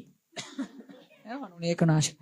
তো আরেকজন এসে বলছে, এই কি গো, পিসি গোসাই? গোসাইয়ের তো ফ্যাটেই নাই। মানে গোসাই মানে একটু পেট টেট হবে, একটু স্বাস্থ্যস্থ হবে, একটু লম্বা চূড়া হবে। তো এই কি গোসাই গো, গোসাইয়ের তো পেটেই নাই। বুঝতে পেরেছ? তো যখন পাঠ শুনলো, বলছি, ওরে বাবা, এ তো দেখা যায় নাগামরিচ। নাগামরিচ ছিল? ও, বোম্বাই মরিচ। তাহলে নিজের যোগ্যতা প্রমাণ হবে কখন? যখন আপনি আসরে উঠবেন। যত বড়ই বক্তা হোক, কাষ্ঠমঞ্চে দাঁড়িয়ে কথা যখন সে বলবে, তার যোগ্যতা প্রমাণ হবে। আমি আমার জীবনে একটা আদর্শকে সবসময় আমি অনুসরণ করতাম। এই আদর্শটা কি? আমি আমার জীবনে অনেককে দেখেছি, অনেক আলোচককে দেখেছি। অনেক আলোচক ভাবেন, এটা আমি একেবারে সম্মানের সঙ্গে কথাটা বলছি, কাউকে ছোট করার জন্য নয়, একেবারে বিনয়ের সঙ্গে কথাটা বলছি। অনেক আলোচক ভাবেন, কোনো আলোচক যদি কোনো জায়গায় পাঠ করেন, ওই প্লেসটা আর ছাড়তে চান না। ভাবেন অন্য কোনো আলোচক যদি আসে, পরে যদি আমার মার্কেটটা কমে যায়, আমাকে যদি না আনে। কিন্তু আমার আদর্শটা ব্যতিক্রম। আমার আদর্শটা হলো, যত বেশি আলোচক আসবে ওদের মাঝে আমার যোগ্যতা প্রমাণ হবে। এই আদর্শটাকে আমি সবসময় গ্রহণ করে চলতাম, যে সবাই আসুক, একটা জায়গায় সবাই বসবে, এই জায়গায় আমার যোগ্যতাটা প্রমাণ হবে। এটি হচ্ছে মূল কথা। এই জন্য সবসময় যোগ্যতা অর্জন না করলে কেউ টিকে থাকতে পারবে না, হারিয়ে যাবে। গুণটা হচ্ছে গুরুত্বপূর্ণ, যোগ্যতাটা গুরুত্বপূর্ণ। যার কারণে স্বয়ং প্রতাপরুদ্র রাজা আজকে তাকে সম্মান দিয়ে কি করলেন, তিনি সভা পণ্ডিত বানিয়ে দিলেন। প্রতাপরুদ্র রাজা নবদ্বীপ থেকে চলে গেলেন উড়িষ্যায় চলে গেলেন। আমাদের যে লীলা, এটা উড়িষ্যার লীলা। একটু জানিয়ে দিলাম শিকড়টা কোথায়। তাহলে শিকড়টা কোথায়? বঙ্গে। তাহলে সার্বভৌম ভট্টাচার্য মূলত কি বাঙালি না উড়িয়া? বাঙালি। উড়িষ্যায় যারা জন্ম নেয় ওরা হলো উড়িয়া, তাদের ভাষাটা উড়িয়া ভাষা। আর বঙ্গে যারা জন্ম নিল, এই পশ্চিমবঙ্গ আর এই পূর্ববঙ্গ তো এক বঙ্গই, অর্থাৎ বাংলা ভাষা। তাহলে উনি মূলত বাঙালি। তিনি হয়ে গেলেন কি? হয়ে গেলেন সভা পণ্ডিত। তিনি গার্হস্থ্য জীবনেও প্রবেশ করেছেন। গৃহে থেকেও ভগবান পাওয়া যায় যদি কেউ ভজন করে, যদি কেউ সাধন করে, যদি কারো যোগ্যতা থাকে। তিনি গৃহী হলেন, গার্হস্থ্য ধর্ম পালন করলেন। এবং তিনি মায়াবাদী সন্ন্যাসীদেরও গুরু হলেন। লক্ষ লক্ষ শিষ্য হলো তার পুরো ভারতবর্ষে।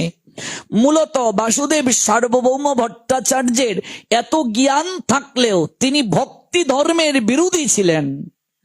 তিনি ভক্তিকে মানতেন না, ভক্তি ধর্ম মানতেন না, প্রেম মানতেন না। তিনি হলেন শুষ্ক নিরস বেদান্তের চর্চা করতেন। আর কি? আর তিনি নিরাকার ব্রহ্মের আরাধনা করতেন। এই বাসুদেব সার্বভৌম ভট্টাচার্যকে তৎকালীন সময়ে সবাই ভয় পেতেন। কারণ কি? তার সামনে মাথা তুলে দাঁড়িয়ে কথা বলার লোক ছিল না। এত বড় পণ্ডিত ছিলেন। জগন্নাথের যত পান্ডারা ছিল ওরাও প্রণাম দিত, ম্যাক্সিমামরাই তো তার শিষ্য, প্রণাম দিত তারা। গৌরহরি যখন সন্ন্যাস নিলেন, সন্ন্যাসের পর দণ্ডটা যখন, এই যে ত্রিদণ্ড থাকে না, দণ্ড হাতে দেখবেন সন্ন্যাসীর, ওই দণ্ডটা ভেঙ্গে যখন বিসর্জন দেয়া হলো জলে, গৌরহরি তখন ক্রোধান্বিত হয়ে চললেন, একা একাই তিনি চললেন। এবং দেখবেন আপনারা যদি ওই নবদ্বীপে যান, সেখানে দেখবেন 18 নালা নামে একটা ব্রিজ আছে। 18 নালাটা কি? ইন্দ্রদুম্ন রাজা তার 18 পুত্রকে বলি দিয়েছিলেন। ভাবা যায়? কল্পনা করা যায়? ইন্দ্রদুম্ন রাজা 18 পুত্রকে বলি দিয়েছিলেন। ওই তাদের উৎসর্গে এই ব্রিজটা নির্মাণ হয়েছিল। ওই 18 নালা হয়েই জগন্নাথ ধামে যায়। 18 নালা দর্শন করে প্রণাম নিবেদন করা হয়। ওই 18 নালা অতিক্রম করে গৌরহরি যাচ্ছেন ভাবে বিভোর হয়ে। একাই তিনি ওই পুরীর মন্দিরে ঢুকে পড়লেন, আর সকল ভক্তগণ পিছনে পিছনে যাচ্ছেন। প্রভু একাই চললেন, কারণ একাকী না গেলে তো হবে না। ভগবান যখন কাউকে কৃপা করেন দল বল নিয়ে যান না, ভগবান একাই যান তাকে কৃপা করার জন্য। একাকী চললেন। সেদিন আমরা জেনেছি একজনের ভজন দ্বারা আরেকজন কখনো প্রাপ্ত হতে পারে না, তাই তিনি একাকী চললেন। প্রভু মন্দিরে ছুটে যখন জগন্নাথকে দর্শন করলেন, অস্থির হয়ে তার হৃদয় উঠল। কাঁদতে কাঁদতে তিনি লুটিয়ে পড়লেন। জগন্নাথকে তিনি কৃষ্ণ স্মৃতি করে, তিনি নিজেকে রাধা ভাব করে, রাই ভাবে বিভোর হয়ে কাঁদতে কাঁদতে জগন্নাথ দর্শন করছেন। চণ্ডীদাস পদ রচনা করলেন, বধূ কি আর বলিব আমি, তুমি তো আমার সকলই জানো, আমি তোমায় কি বলবো, তুমি তো আমার সকল কিছুই জানো। বধূ কি আর বলিব আমি। এখানে বধূ মানে প্রাণনাথ। হে প্রাণনাথ, আমি কি বলবো তোমায়, তুমি তো আমার সকল কিছুই জানো। আমার জীবনে মরণে প্রতি জনমে জনমে প্রাণনাথ হইও তুমি। আমি তোমার কাছে একটাই প্রার্থনা করি, আমার জীবনে মরণে প্রত্যেকটা জনমে জনমে একমাত্র তুমি আমার প্রাণনাথ হবে, আমি আর কিছু চাই না। এই যে গৌর হরি প্রার্থনাটা করছেন, এই প্রার্থনাটা মূলত রাই ভাবে বিভোর হয়ে স্বয়ং রাধারানী যেন জগন্নাথ অর্থাৎ কৃষ্ণকে দর্শন করে তিনি নিবেদন করছেন। ভগবান গৌরাঙ্গ রূপে যখন এলেন, তিনি হলেন ভক্তি ধর্মের শিক্ষক, স্বয়ং ভগবান, কিন্তু ভক্তভাব অঙ্গীকার করে আজ তিনি ভক্তি ধর্মটা জগতে প্রবর্তন করছেন, ভাগবত ধর্মটা শিক্ষা দিচ্ছেন। আমরা তো কত কিছু প্রার্থনা করি ভগবানকে প্রণাম দিয়ে, মন্দিরে যাই, মন্দিরে গিয়ে বুকে হাত দিয়ে বলুন, কজন আছি আমরা বলি হে গোবিন্দ তুমি কেমন আছো বলুন তো? আজকে বলেছেন কেউ কি যে তুমি কেমন আছো? এই যে ঠান্ডায় তোমার কষ্ট হচ্ছে কি? কেউ বলেছে কি? আমার তো মনে হয় আমরা কেউ বলিনি যে হে গোবিন্দ তুমি কেমন আছো। গোবিন্দকে প্রণাম দিয়ে, গোবিন্দ আমার শরীরটা ভালো রাখিও, গোবিন্দ তুমি তো সব জানো ব্যবসাটা ভালো যাচ্ছে না, সব কিছু তাকে বলছি, সব কিছু বলছি। কোটি টাকার ভিক্ষা চেয়ে নিলাম তার কাছে, আর কোটি টাকা চেয়ে মানিব্যাগটা খুলে দেখি সবচেয়ে খুচরো শিখে আছে কিনা, তারপর 5 টাকা থেকে দিলাম, নাও কোটি টাকা আমায় দাও, তোমাকে 5 টাকা ঘুষ দিলাম। আমার মেয়েটার যেন ভালো জায়গায় বিয়ে হয়, আমার ব্যবসাটা যেন ভালো হয়, কত প্রার্থনা। কিন্তু গৌর হরি কি প্রার্থনা জানালেন জগন্নাথ দর্শন করে?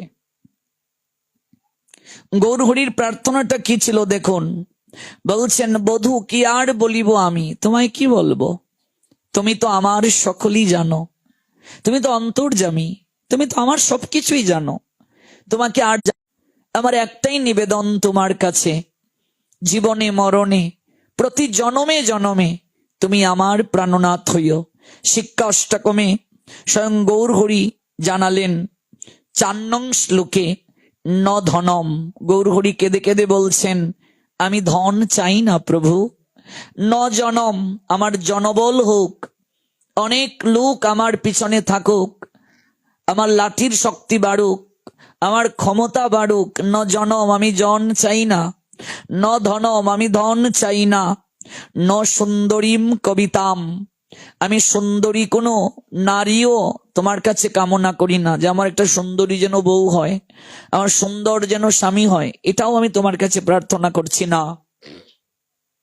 ন সুন্দরীম কবিতাম বা জগদীশ কাময়ে, হে জগদীশ্বর আমি তোমার কাছে ধন কামনা করছি না, হে জগদীশ্বর আমি তোমার কাছে জনবল কামনা করছি না, হে জগদীশ্বর আমি তোমার কাছে সুন্দরী রমণীও কামনা করছি না, তবে একটা কামনা, একটা প্রার্থনা আমি তোমার কাছে করছি, মম জন্মনি জন্মনীশ্বরে ভবতাৎ ভক্তি রহইত কিতই, হে জগদীশ্বর হে জগতের নাথ আমি তোমার কাছে একটা প্রার্থনা নিবেদন করছি। আমার সেই প্রার্থনাটা হলো মম জন্মনি জন্মনীশ্বরে, মম মানে আমি, মম মানে আমার, অর্থাৎ আমি যতবার জন্ম নেব, মম জন্মনি জন্মনীশ্বরে কর্মানুযায়ী আমি জগতে যতবার আসব, যতবার ঘুরবো এই জগৎ সংসারে, যতবার দেহ ধারণ করব আমি, হে জগদীশ্বর হে জগতের ঈশ্বর হে জগতের নাথ জগন্নাথ আমি তোমার কাছে এই প্রার্থনাটা করি, প্রতি জন্মে জন্মে ভবতাৎ ভক্তি রহই তকিতই, তুমি আমায় ভক্তি দান করিও প্রভু, তুমি আমায় প্রেম দান করিও প্রভু, আমি তোমার কাছে আর কিচ্ছু চাই না, আমি তোমার কাছে ধন কামনা করি না, আমি তোমার কাছে জনবল কামনা করি না, আমি তোমার কাছে সুন্দরী রমণী কামনা করি না, মম জন্মনি জন্মনীশ্বরে ভগবত ভক্তি রহইত কিতই, আমি তোমার কাছে একটা কামনা করি, ভবতাদ ভক্তি রহইত কিতই, প্রত্যেকটা জন্মে জন্মে তোমার প্রতি যেন আমার অহৈতুকী ভক্তি থাকে, যে ভক্তির মাঝে কপটতা থাকে না, যে সেবার মাঝে কপটতা থাকে না, অহৈতুকী থাকে বলে, আমি অহৈতুকী তোমার কাছে ভক্তি প্রেম কামনা করি। বলো না হে জগদীশ্বর, তুমি একবার আমায় বলো, নয়নম গলদস্রু ধারয়া, আমার কবে তোমার নাম নিতে নিতে এই দুটো নয়ন জলে পূর্ণ হয়ে যাবে। প্রার্থনা দেখুন, কি প্রার্থনা কেন করলেন গৌরহরি? তিনি প্রার্থনা করে আমাদের শেখাচ্ছেন। দেখো ভগবানের মন্দিরে গিয়ে কি প্রার্থনা করতে হয়, কিভাবে ডাকতে হয় তাকে, কতটা আকুল হতে হয়, কতটা দিতে হয় তাকে। বলছেন নয়নম গলদস্রু ধারয়া, হে জগদীশ্বর আমার কবে দুটো নয়ন অশ্রু দ্বারা ভিজে যাবে। নয়নম গলদস্রু ধারয়া, কবে আমার এই দুটো নয়ন অশ্রুতে পরিপূর্ণ হয়ে যাবে, কবে আমার নয়ন থেকে অশ্রু গড়িয়ে গড়িয়ে এই গলদেশ পর্যন্ত যাবে বলো না হে জগদীশ্বর। নয়নম গলদস্রু ধারয়া বদনম গদগদ রুদ্ধয়া গিরা, কবে আমি তোমার নাম যখন নেব, কৃষ্ণ নাম যখন আমি নেব, আমার সমগ্র শরীরটা শীত কাটার নিয়ে এই লোমগুলো দাঁড়িয়ে যাবে। কখন কখন আমি কৃষ্ণ নাম নেওয়ার সময় কাঁদতে কাঁদতে আমার এই বদনে আটকে যাবে, আমি আর কিচ্ছু বলতে পারবো না। সব সমর্পিয়া এক মন হইয়া নিশ্চয়ই হইলাম দাসী। আমি তোমার চরণে কবে দাসী হতে পারবো? আমার এই দিনটা কবে হবে হে জগদীশ্বর?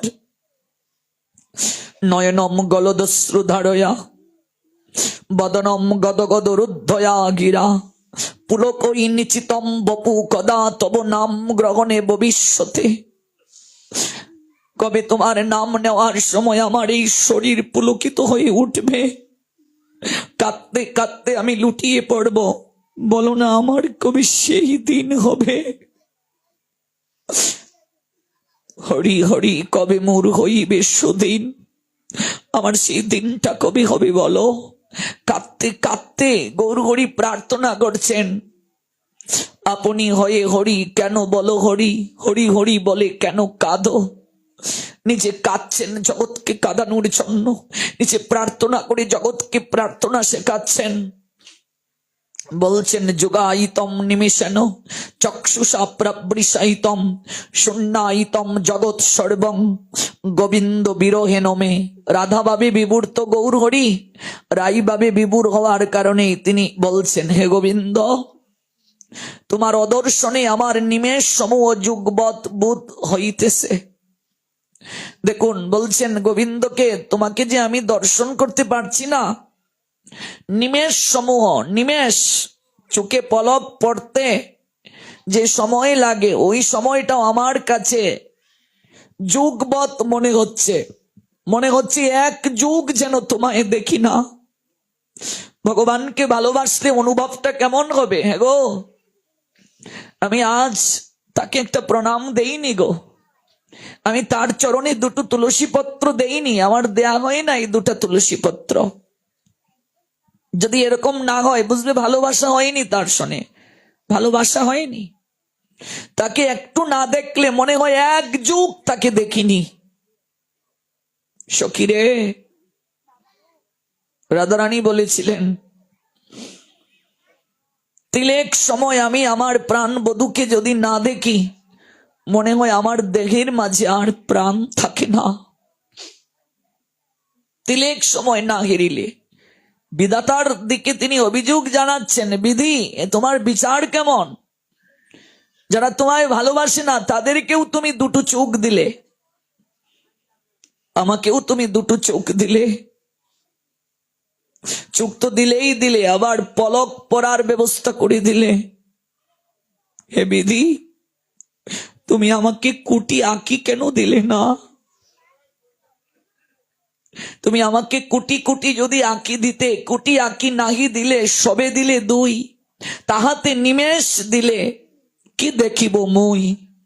তুমি আমায় কুটি আঁকি কেন দিলে না?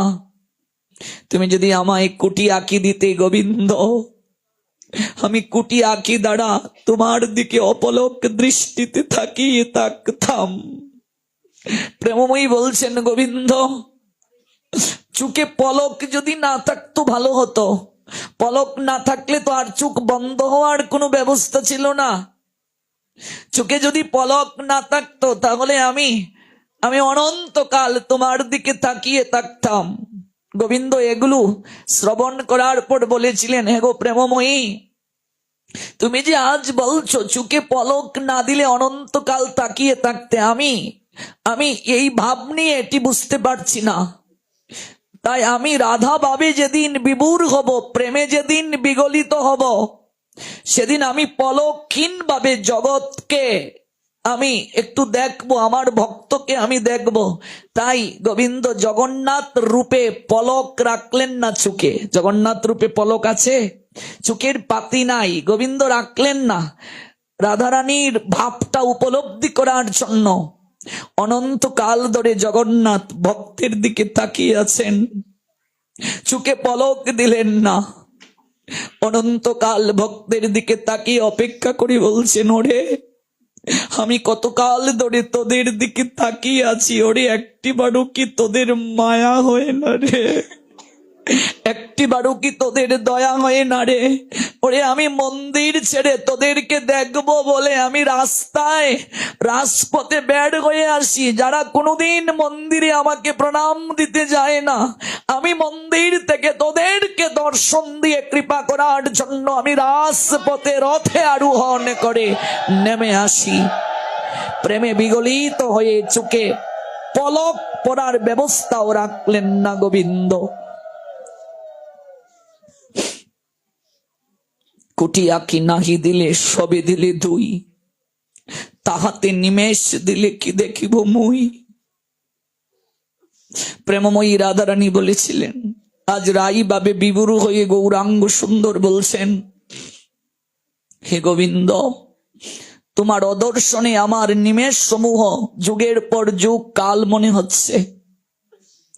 আমার চক্ষুর্দয় মেঘের মতো অশ্রু বর্ষণ করছে। গগনে মেঘ যখন ভাসে, মেঘ যখন ডাকে, তখন মানুষ বুঝে একটু পর বৃষ্টি হবে। ওই মেঘ বৃষ্টি হয়ে যেভাবে ঝরে পড়ে, গোবিন্দ তোমাকে না দেখলে আমার নয়ন থেকে এরকম বৃষ্টির নিয়ায় জল ঝরতে থাকে। নিমেষ সমূহ যুগের পর যুগ মনে হয় গোবিন্দ, তোমায় না দেখলে আমার এমন মনে হয়। হে গোবিন্দ, মেঘ যেমন বৃষ্টি হয়ে ঝরে পড়ে, আমারও এমন করে তোমার বিরহে নয়ন থেকে এরকম অশ্রু নির্গত হয়, ঝরে পড়ে। আমার সমস্ত জগৎ শূন্য প্রায় মনে হয়। গৌরহরি কেঁদে কেঁদে বলছেন, কোটি কোটি লোক আছে, কিন্তু তোমায় যদি না দেখি মনে হয় এই জগৎ সংসারে আমার আর কেউ নাই।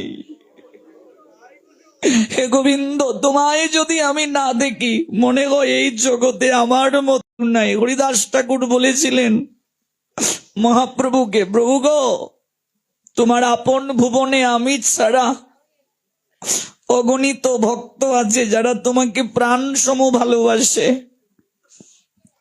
কিন্তু আমার আপন ভুবনে গৌরা, তিনি স্বয়ং ভগবান কৃষ্ণই, কিন্তু তিনি বামঙ্গ কান্তি থেকে সৃষ্টি হয়ে জগৎকে শিক্ষা দিচ্ছেন কেমন করে কৃষ্ণ ভালোবাসতে হয়, কেমন করে তাকে আপনার করে নিতে হয়, সমর্পিত কেমন করে হতে হয়।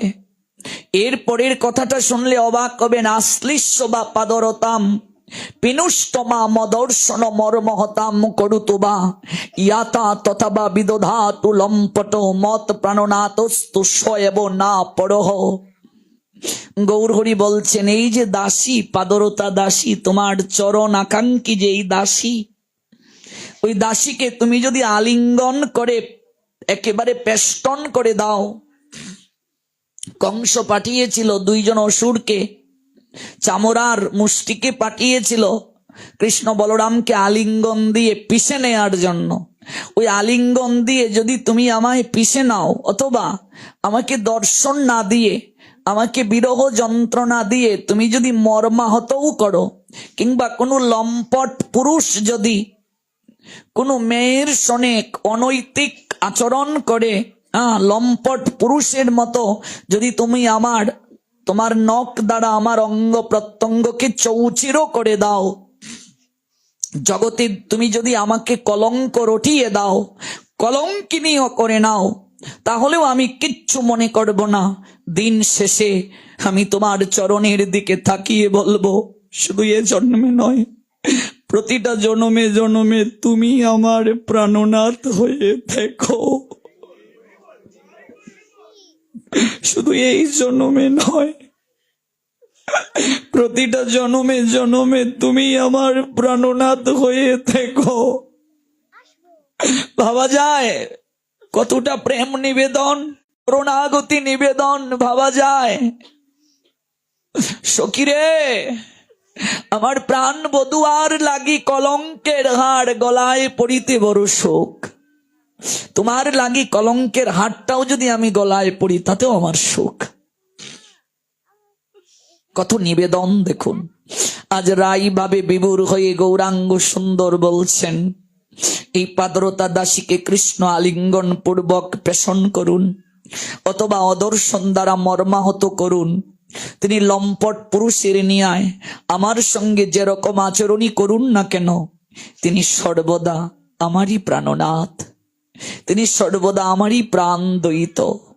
কাঁদছেন, কাঁদতে কাঁদতে জগন্নাথের দিকে এগিয়ে যাচ্ছেন গৌরহরি। জগন্নাথকে কৃষ্ণ স্মৃতি করছেন। আজ তিনি স্বয়ং রাধা বাবে মাতুয়ারা এগিয়ে যাচ্ছেন আলিঙ্গন দেওয়ার জন্য।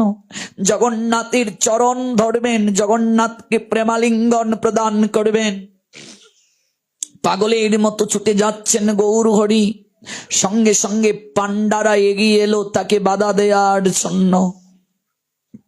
সার্বভৌম ভট্টাচার্য ওই জায়গায় ছিলেন, উপস্থিত ছিলেন।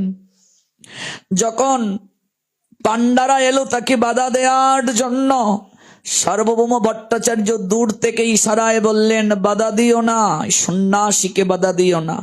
এই প্রথম সার্বভৌম ভট্টাচার্য শ্রীকৃষ্ণ চৈতন্য মহাপ্রভুকে দর্শন করলেন। এই দুটো নয়ন দ্বারা দর্শন করলেন। দূর থেকে দৃষ্টি নিবদ্ধ হলো মহাপ্রভুর দিকে সার্বভৌম ভট্টাচার্যের। যেহেতু প্রতাপ রুদ্র রাজার সভা পণ্ডিত তিনি, এই জন্য তার আদেশ সবাই মানবে। তার আদেশ যদি কোনো পান্ডা লঙ্ঘন করে, রাজ আদেশ লঙ্ঘন করার মতোই শাস্তি হবে, দণ্ড হবে। সবাই দাঁড়িয়ে রইল, কেউ বাধা দিল না। এই কি অপরিচিত এক সন্ন্যাসী, ওকে তো আর কোনোদিন দেখিনি গো। জগন্নাথ গর্ভ মন্দিরে তো সবার প্রবেশ অধিকার নাই। গর্ভ মন্দিরে প্রণাম দেওয়া নিষেধ, গর্ভ মন্দিরে বসে আন্নিকাদি জপ করা নিষেধ। গর্ভ মন্দিরটা কি? ওই যে দেখুন আপনাদের রাধা গোবিন্দ যেখানে আসনে উপবেশন আছেন, এটি হলো গর্ভ মন্দির, আর এটা হলো প্রাঙ্গণ। ওই গর্ভ মন্দিরের ভেতরে বসে কেবল পূজক পুজো করবে, কিন্তু এখানে প্রণাম দেবে না। আমরা তো জানি না, আমরা প্রত্যেকটা ঘরে ঠাকুর ঘরে বসে আন্নিকাদি করি, এটা উচিত না। ঠাকুর ঘরের যে মূল ঘরটা থাকবে, এটা হলো গর্ভমন্দির। ওই গর্ভমন্দিরের বাইরে এসে আপনাকে আন্নিকাদি করতে হবে, হরিনাম করতে হবে, প্রণাম দিতে হবে, কিন্তু ভেতরে দেয়া যাবে না। গর্ভমন্দিরে সবার প্রবেশ অধিকার নাই, কেবল পূজক যে তার প্রবেশ অধিকার আছে। এই জন্য বাধা দিতে গেল পান্ডাগণ। সার্বভৌম ভট্টাচার্য ইশারায় বললেন, বাধা দিও না, বাধা দিও না। যদিও তিনি ভক্তিবাদের বিরোধী, কিন্তু তিনি কৃষ্ণ প্রেমের লক্ষণ জানেন। এত বড় পণ্ডিত তিনি, মিথিলা থেকে ন্যায় শাস্ত্র মুখস্থ কণ্ঠস্থ করে এসে নিজে লিখলেন, টুল করলেন, লক্ষ লক্ষ ছাত্র বানালেন। এত বড় পণ্ডিত, এত শাস্ত্র পড়েছেন, তিনি কি জানেন না কৃষ্ণ বলে যে কাঁদে তার লক্ষণ কেমন হয়? কৃষ্ণ বলে যে নিজেকে সমর্পণ করে তার অনুভূতি কেমন হয়? কৃষ্ণ বলে যে নিজেকে উৎসর্গ করে দিয়েছে তার অনুভবটা কেমন? এটা কি তিনি জানেন না? এটা কি তিনি বুঝেন না? তাই তিনি বাধা দিলেন না। তিনি ইশারায় বললেন, সন্ন্যাসীকে এগিয়ে যেতে দাও। আমি যদিও ভক্তিবাদের বিরোধী, কিন্তু আমি কৃষ্ণ প্রেমের লক্ষণ জানি। গৌরহরি এগিয়ে গেলেন। জগন্নাথ বলতে পারছেন না, জ জ জ জ জ জ জ বলেই লুটিয়ে পড়লেন, অজ্ঞান হয়ে গেলেন। এটা হলো প্রেমের, একেবারে উচ্চ স্তরের লক্ষণ।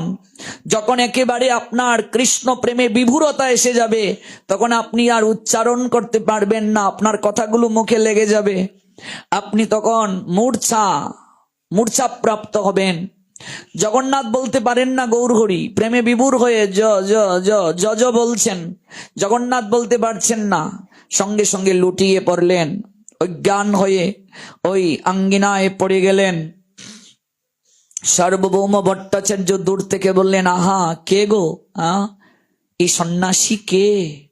আহারে, কাঁচা সোনার মতো গায়ের বরণ, কি সুন্দর, কত সুন্দর গো, তার গাত্র বর্ণটা কত সুন্দর, কাঁচা সোনার মতো তার গায়ের বরণটা।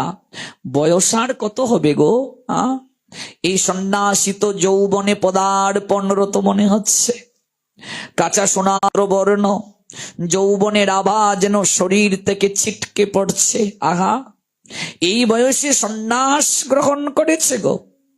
বিমল হেমজিনী তনু অনুপমরে, তাহে শুভে নানা ফুলো দাম। বৃন্দাবন দাস তার রূপের বর্ণনা করছেন, গৌরাঙ্গের রূপের বর্ণনা। কদম্ব কেশর যিনি একটি পুলকরে, তার মাঝে বিন্দু বিন্দু ঘাম। যিনি মদমত্ত হাতি গমন মন্তর অতি, ভাবাবেশে ঢুলি ঢুলি যায়। অরুণ বসন ছবি, যিনি প্রভাতের রবি, গুড়া অঙ্গে লহরী খেলায়। চলিতে না পারে গুড়া চাঁদ গুসাই রে, বলিতে না পারে আদো ভুল। আদো আদো বলছে, সম্পূর্ণটা বলতে পারছে না। বলিতে না পারে আদো ভুল, ভাবে তো আবেশ হইয়া, যেখানে যায় হরি হরি বলাইয়া। আচণ্ডালে ধরি দেয় কুল, যাকেই পাচ্ছে কুলাকুলি দিচ্ছে। আচণ্ডালে ধরি দেয় কুল, এসুক সম্পদ কালে, গুড়া না বুঝিনু হেনে, হেন পদে না করিনু আস। শ্রীকৃষ্ণ চৈতন্য চন্দ্র ঠাকুর শ্রী নিত্যানন্দ, গুণ গায়ে বৃন্দাবন দাস রে, গুণ গায়ে বৃন্দাবন দাস। কে গো? এ তো কাঁচা সোনার মতো গাত্রবর্ণ, চন্দন চর্চিত কায়, কায় মানে দেহ। বৃন্দাবন দাস বলছেন চন্দন চর্চিত কায়। ওমা, চন্দন কাষ্ঠটা যখন শিলের মাঝে আপনারা পেষ্টন করেন, চন্দনটা এরকম যখন পিষেন, তখন ওই শ্বেত চন্দনটা পিষার পর কেমন হয়? শুভ্র রস বের হয় কিনা? চন্দন চর্চিত কায়, তার শরীরটা এমন, গৌরাঙ্গের শরীরটা এমন। তাইলে চোখটা বন্ধ করে অনুভব করুন তো তিনি কেমন ছিলেন। চন্দন চর্চিত কায়, ফাগু বিন্দু বিন্দু তায়। চন্দন চর্চিত কায়, ফাগু বিন্দু বিন্দু তায়। বনমালা দুলে ভালে বনিয়া, আর বনমালা দুলছে। গলে শুভ্র উপবিত, একটা পৈতা আছে গলে। রূপে কুটি কামজিত, যে কামের দেবতা, প্রেমের দেবতা, ওই কামকে কুটি কুটি কামদেব যার রূপে মোহিত হয়ে যায়, সেই রূপ আর কারণ নয়, আমার গৌর হরির রূপে কুটি কুটি কাম দেব মোহিত হয়ে যায়। স্বর্গের অপ্সরা, যাদেরকে দেখলে মুনিদের ধ্যান ভেঙে যায়, যোগীদের ধ্যান ভেঙে যায়, দেবতারা পর্যন্ত অপ্সরাদের নাচ দেখে মোহিত হয়ে যায়। বলছেন কোটি কোটি অপ্সরা, ওরা তাকিয়ে থাকে গৌরাঙ্গের দিকে। কত সুন্দর দেখুন তো। এমন কাউকে ভালোবাসবো না তো কাকে ভালোবাসবো গো? বলছেন রূপটা তার কি কোটি কামজিত, কোটি কোটি কামদেব, তাদেরকে তিনি জয় করে ফেলছেন। চরণে নুপুর রণ রনিয়া, আর নুপুরটা এরকম বাজছে, হেঁটে যাচ্ছেন, নুপুরটা বাজছে। চরণে নুপুর রণ রনিয়া, কি সুন্দর দেখুন তো, কি সুন্দর কথা বলছেন ভাবুন তো। কত সুন্দর কথা। চরণে নুপুর রণ রনিয়া, আহা কে গো? কেই সন্ন্যাসী। এত এত শাস্ত্র পড়েছেন সার্বভৌম ভট্টাচার্য, তিনি কৃষ্ণ প্রেমের লক্ষণ জানেন। তাই ভাবলেন ও যে কান্না করছে, এই কান্নাটা তো একেবারে হৃদয় থেকে সে করছে। এমন করে ভগবানের নামে কেউ কাঁদতে পারে অনুরাগ না থাকলে? মূর্ছাপ্রাপ্ত লোকটার শরীরে যে প্রেমের লক্ষণ প্রকাশিত, তন্ময় হয়ে দেখতে লাগলেন সার্বভৌম ভট্টাচার্য। শ্রীকৃষ্ণদাস কবিরাজ গোস্বামীপাদ জানালেন, গৌরাঙ্গের যে অবয়ব, যে চিত্র, একবার যদি কেউ দর্শন করে পাগল হয়ে যায়। নাগরী পাগল হয়ে গেছে, নাগরীরা গিয়েছে স্নান করতে, ও ওপারে গৌরাঙ্গকে দর্শন করে ওরা পাগল হয়ে গেছে। ওই জায়গায় ওরা স্নান করতে ভুলে গেছে। সত্যবতী নবদ্বীপে লাউ হাতে নিয়ে ছেলেটাকে কুলে নিয়ে বটি নিয়েছে, আমানি করবে, লাউটা আমানি করবে। গৌরাঙ্গ পাশ দিয়ে গৌরহরি আমার হরিনাম করে করে যাচ্ছেন। রূপের আলোয় চারিদিক আলোকিত। যখন কর্ণে গিয়ে ওই কৃষ্ণ নামের ধ্বনিটা পৌঁছল, সঙ্গে সঙ্গে সত্যবতী বিভোর হয়ে গেলেন। কে গো এত মধুর স্বরে কৃষ্ণ নাম গায়? কে গো এত মধুর স্বরে গায়? উকি দিয়ে দেখলেন, আহা, কাঁচা সোনার মতো গাত্রবর্ণ। সত্যবতী তাকিয়ে রইলেন অজুর দাঁড়ায়। দুধের বাচ্চা কুলে স্তন পান করছে সত্যবতী, ওদিকে খেয়াল নাই। গৌরহরির রূপে মোহিত হয়ে, তার বদনের কৃষ্ণ নামে বিভোর হয়ে সত্যবতী ভাবের ঘুরে ওই লাউটাকে আমানি না করে কুলের পুত্রটাকে বটির মাঝে আমানি করে ফেলেছে। কুলে যে পুত্র ছিল দুধ খাচ্ছে, ওই পুত্রটাকে ধরে এদিকে তাকিয়ে আছে তো, আর পুত্রটাকে বটির মাঝে এমন করে দিয়ে আমানি করে ফেলেছে, দুখণ্ড করে ফেলেছে। এগুলো বানানো গল্প নয়, 500 বছর আগের কথা। এই বাংলায় ঘটেছে। আমরা সেই গৌরাঙ্গ সুন্দরের আরাধনা করি। কতটা তাকে অনুভব করতে পেরেছি মা, কতটা তাকে ভালোবাসতে পেরেছি। আমরাও তো হরি নাম করি, আমরাও তো কৃষ্ণ নাম শুনতে আসি, কই আমাদের মাঝে তো এই অনুভব হয় না? কুলের সন্তানটা স্তন পান করছে মায়ের, ওই মা লাউটা তো পাশে রাখা, লাউটা হাতে ছিল, আমানি করবে। গানটা যখন কানে পৌঁছলো, কৃষ্ণ নাম ধ্বনিটা, কৃষ্ণ নাম গান যখন কানে পৌঁছলো, পাগল হয়ে গেলেন। লাউটা রেখে, পুত্রটা তো এইভাবেই আছেন, কে গায়, কে গায় গো, কে যাচ্ছে, কে যাচ্ছে? তাকিয়ে দেখলেন গৌরাঙ্গ সুন্দর।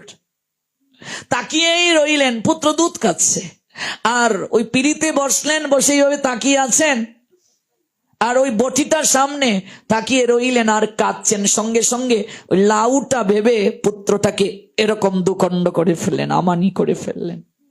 ফিসকারি দিয়ে রক্ত সারা শাড়িতে ভিজে গেল। ওই রুধিরের ধারা বইতে শুরু করলো। মাটির ঘর তো তখন ছিল, ওই মৃত্তিকার মাঝে রুধিরের ধারা বইতে শুরু করলো। চিৎকার করে উঠল পুত্রটা, কিন্তু কৃষ্ণ নাম এমন ভাবে বিভোর করেছে সত্যবতীকে, পুত্রের ক্রন্দনের ধ্বনি সত্যবতীর কানে পৌঁছল না। কৃষ্ণ নাম মানুষকে এমন বিভোর করে দেয়, কৃষ্ণ নাম, কৃষ্ণ প্রেম মানুষকে এমন আকুল করে দেয়। স্বামী এসে দরজার সামনে দাঁড়ালো, সত্যবতী তুমি মানা রাক্ষসী, সন্তানের জন্য মা প্রাণ বিসর্জন দেয়। যে মা সন্তানের জীবন কেড়ে নেয় তাকে মা বলে না, ঘাতিনী বলে, রাক্ষসী বলে। তুমি তোমার পুত্রকে আমানি করে ফেললে। ছি ছি ছি সত্যবতী, সারা জগৎ সংসার সমগ্র মা জাতি তোমায় কলঙ্ক দেবে। তুমি খুনি, তুমি প্রাণঘাতিনী, তুমি পুতনা, তুমি রাক্ষসী। কি করলে? আমার পুত্র পুত্র কোথায়? খোকা, খোকা, খোকা। চিৎকার করছেন বাবা, বাবা চিৎকার করছেন। খণ্ডিত শিশুর মাংস পিণ্ডটাকে জড়িয়ে ধরে বাবা ক্রন্দন করছেন। সত্যবতী চিৎকার শুনে সম্বিত ফিরে পেয়ে দেখে তার কুলের স্তন পানরত সন্তানকে তিনি আমানি করে ফেলেছেন। সত্যবতী কাঁদতে কাঁদতে লুটিয়ে পড়লেন, ওগো, ওগো আমি করিনি গো, আমি করিনি, ওগো আমি কিচ্ছু জানিনি, বিশ্বাস করো আমি কিচ্ছু জানিনি। যে আমাকে এমন করিয়েছে এই সকল কিছুর দায় তাকে নিতে হবে, সে আর কেউ নয়, সে হলো গৌর হরি। এই দায় তাকে নিতে হবে, আমি কিচ্ছু করিনি, এই দায় তাকে নিতে হবে। ওগো বিশ্বাস করো আমি কিচ্ছু করিনি গো, আমি কিচ্ছু করিনি। মাটির পাত্রের মাঝে খণ্ড বিখণ্ড মাংস পিণ্ডগুলোকে নিয়ে সত্যবতী স্বামীর হাতটা ধরে বলছে, যে নাম আমাকে এই জগতে ঘাতিনী বানালো, কলঙ্কিনী বানালো, সন্তান হত্যাকারিণী বানালো, যার দিকে তাকিয়ে আমার এই অবস্থা হলো, আমি আজ তার কাছে যাব। হয় সে ওই নামের দ্বারা সন্তান কেড়ে নিয়েছে, ওই নামের দ্বারা যদি সন্তান ফিরিয়ে না দেয়, আমি গলায় কলসি বেঁধে সুরধনী গঙ্গায় ডুবে মরব, জগতে তার কলঙ্ক রটিয়ে যাব। শিবাসাঙ্গিনায় ছুটলেন সত্যবতী মাটির পাত্রের মাঝে মাংস পিণ্ডগুলোকে নিয়ে। এটা সন্ন্যাসের আগের ঘটনা, প্রসঙ্গে এসেছে তাই বললাম। গৌর হরির দিকে তাকিয়ে বলছেন, বন্ধ করো এই নাম, এই নাম বন্ধ করো। কালি মেখে থাকতে পারো না গায়ে, এত রূপ কেন তোমার? বন্ধ করো এই নাম। তোমার নামের কারণে মাঝ রাক্ষসী রূপে জগতে প্রকাশ পেল, ঘাতিনী হয়ে পরিচিত পেল। যে মা সন্তানকে আমানি করে ফেলে, তোমার নামের ধ্বনি কানে যাওয়ার পর সম্বিত ফিরে পায় না, ওই নাম বন্ধ করো। এই দেখো তোমার কৃষ্ণ নাম আমি শ্রবণ করে কি করেছি, আমার পুত্রকে আমি বটি দ্বারা আমানি করে ফেলেছি। এই জগতে কোন মা মেনে নেবে এই দৃশ্য? তুমি আমার সন্তান ফিরিয়ে দাও, নইলে আর নাম গাইতে পারবে না। আমি গলায় কলসি বেঁধে ওই ভাগীরথীতে, ওই সুরধনীতে, ওই গঙ্গায় ডুবে মরব, জগতে তোমার নামে কলঙ্ক হবে। গৌর হরিণী তাই চাটকে বললেন, দাদা, দাদা সত্যবতীকে বলো, যে নাম প্রাণ কেড়ে নিতে পারে সেই নাম প্রাণ দান করতেও পারে। কৃষ্ণ নাম গাইতে শুরু করলেন, সত্যবতীকে বললেন তুমিও গাও। সবাই মিলে কৃষ্ণ নাম গাইল, খণ্ডিত অংশ জোড়া লাগলো। কৃষ্ণ নাম ধ্বনি হলো, ওই আঙ্গিনার মাঝে পুত্র জীবিত হয়ে কান্না শুরু করে দিল। পুত্রকে কোলে নিয়ে গৌর হরি বললেন, আজ থেকে আমি ওই পুত্রের নাম দিলাম কৃপাচার্য। এই হলো কৃষ্ণ নাম, এই হলো গৌরাঙ্গের মহিমা। আজকে নীলাচলে, যে নীলাচল থেকে কিছুটা সময়ের জন্য আপনাদেরকে আমি নবদ্বীপে নিয়ে এলাম, আবার ফিরিয়ে নিয়ে যাচ্ছি নীলাচলে। ওই গৌর হরিকে দেখে সার্বভৌম ভট্টাচার্য বললেন, আহা কি রূপ গো, কি রূপ! কোথা থেকে এলো এই সন্ন্যাসী, কোথা থেকে এলো? শিষ্যদেরকে বলছেন, একে আমার বাড়িতে নিয়ে চলো। আমি সহজে কাউকে আমার বাড়িতে নেই না, কিন্তু ওকে বাড়িতে নিয়ে চলো। এই সন্ন্যাসীকে দেখে কেন জানি আমার আকর্ষণ অনুভব হচ্ছে। মনে রাখবে, ভগবান সর্ব আকর্ষক। কেন জানি আমার আকর্ষণ বেড়ে গেছে ওকে দর্শন করে। ওকে বাড়িতে নিয়ে চলো। শিষ্যরা মহাপ্রভুকে বহন করে সার্বভৌমের বাড়িতে নিয়ে গেল, পবিত্র স্থানে তাকে শুইয়ে দিল। কিন্তু দেহে একেবারে নিস্পন্দ, শ্বাস আছে কিনা নাই বোঝা যাচ্ছে না। সার্বভৌম ভট্টাচার্যের কাছে গিয়ে শিষ্যরা বলছে, গুরুদেব, শ্বাস প্রশ্বাস বইছে কিনা আমরা বুঝতে পারছি না, জীবিত না মৃত তাও বুঝতে পারছি না, কিন্তু গুরুদেব যখন তাকে স্পর্শ করলাম, যখন তাকে কুলে করে আপনার গৃহে নিয়ে এলাম, তাকে স্পর্শ করার সঙ্গে সঙ্গে আমাদের শরীরটা ঝাঁকুনি দিয়ে উঠল। মনে হলো এই স্পর্শে যে আনন্দ পেলাম, জগতে এই আনন্দ আর কোথাও পাই নাই। গৌর প্রেমানন্দে যে আনন্দ পেলাম, এই আনন্দ আর কোথাও পাইনি। জীবনে বেদান্তের ভাষ্য শুনেও আমাদের এই আনন্দ হয়নি। বলিস কি, একটু তুলু নিয়ে আয় যা। তুলুটা হাতে নিয়ে সার্বভৌম ভট্টাচার্য নিজে গিয়ে ওই নাসিকার মাঝে ওই ছিদ্র দিয়ে গুজে ধরলেন, দেখি। এবার যখন গুজে ধরলেন, দেখলেন তুলুটা আংশিক কেমন নড়ছে। ওরে মরেনি, বেঁচে আছে, ভাবে বিভোর হয়ে আছে। তোরা সবসময় পাহারায় দেবী, দেখ ওই সন্ন্যাসীর সঙ্গে নিশ্চয়ই তার কোনো অনুরাগীরাও থাকবে, তার কোনো পার্শ্বদরাও থাকবে, চারিদিকে লোক লাগিয়ে রাখ, নিশ্চয়ই কেউ না কেউ আছে। এইদিকে মহাপ্রভুর পার্শ্বদ বৃন্দ, তারা মহাপ্রভুকে না পেয়ে পাগলের মতো তারা ছোটাছুটি করছে। কোথায় গেলেন গৌর হরি? জানেন, আমার যদি এই চৈতন্য চরিতামৃত কয়েক মাস ব্যাপী ধারাবাহিক ভাবে পাঠের সৌভাগ্য হতো, আপনাদের যদি ধারাবাহিক ভাবে শোনাতে পারতাম, তাহলে জানতেন এই গৌর ঘড়ি আমাদের জীবনে কতটা আশীর্বাদ। গৌর ছাড়া আর কোনো কিছু শুনতে তখন আপনাদের হৃদয়ে ইচ্ছে হবে না। গৌর গুণগান ছাড়া আর কিছু আপনাদের শুনতে ভালো লাগবে না। গৌরাঙ্গ ছাড়া আর কারো প্রতি আপনাদের প্রীতি জাগবে না।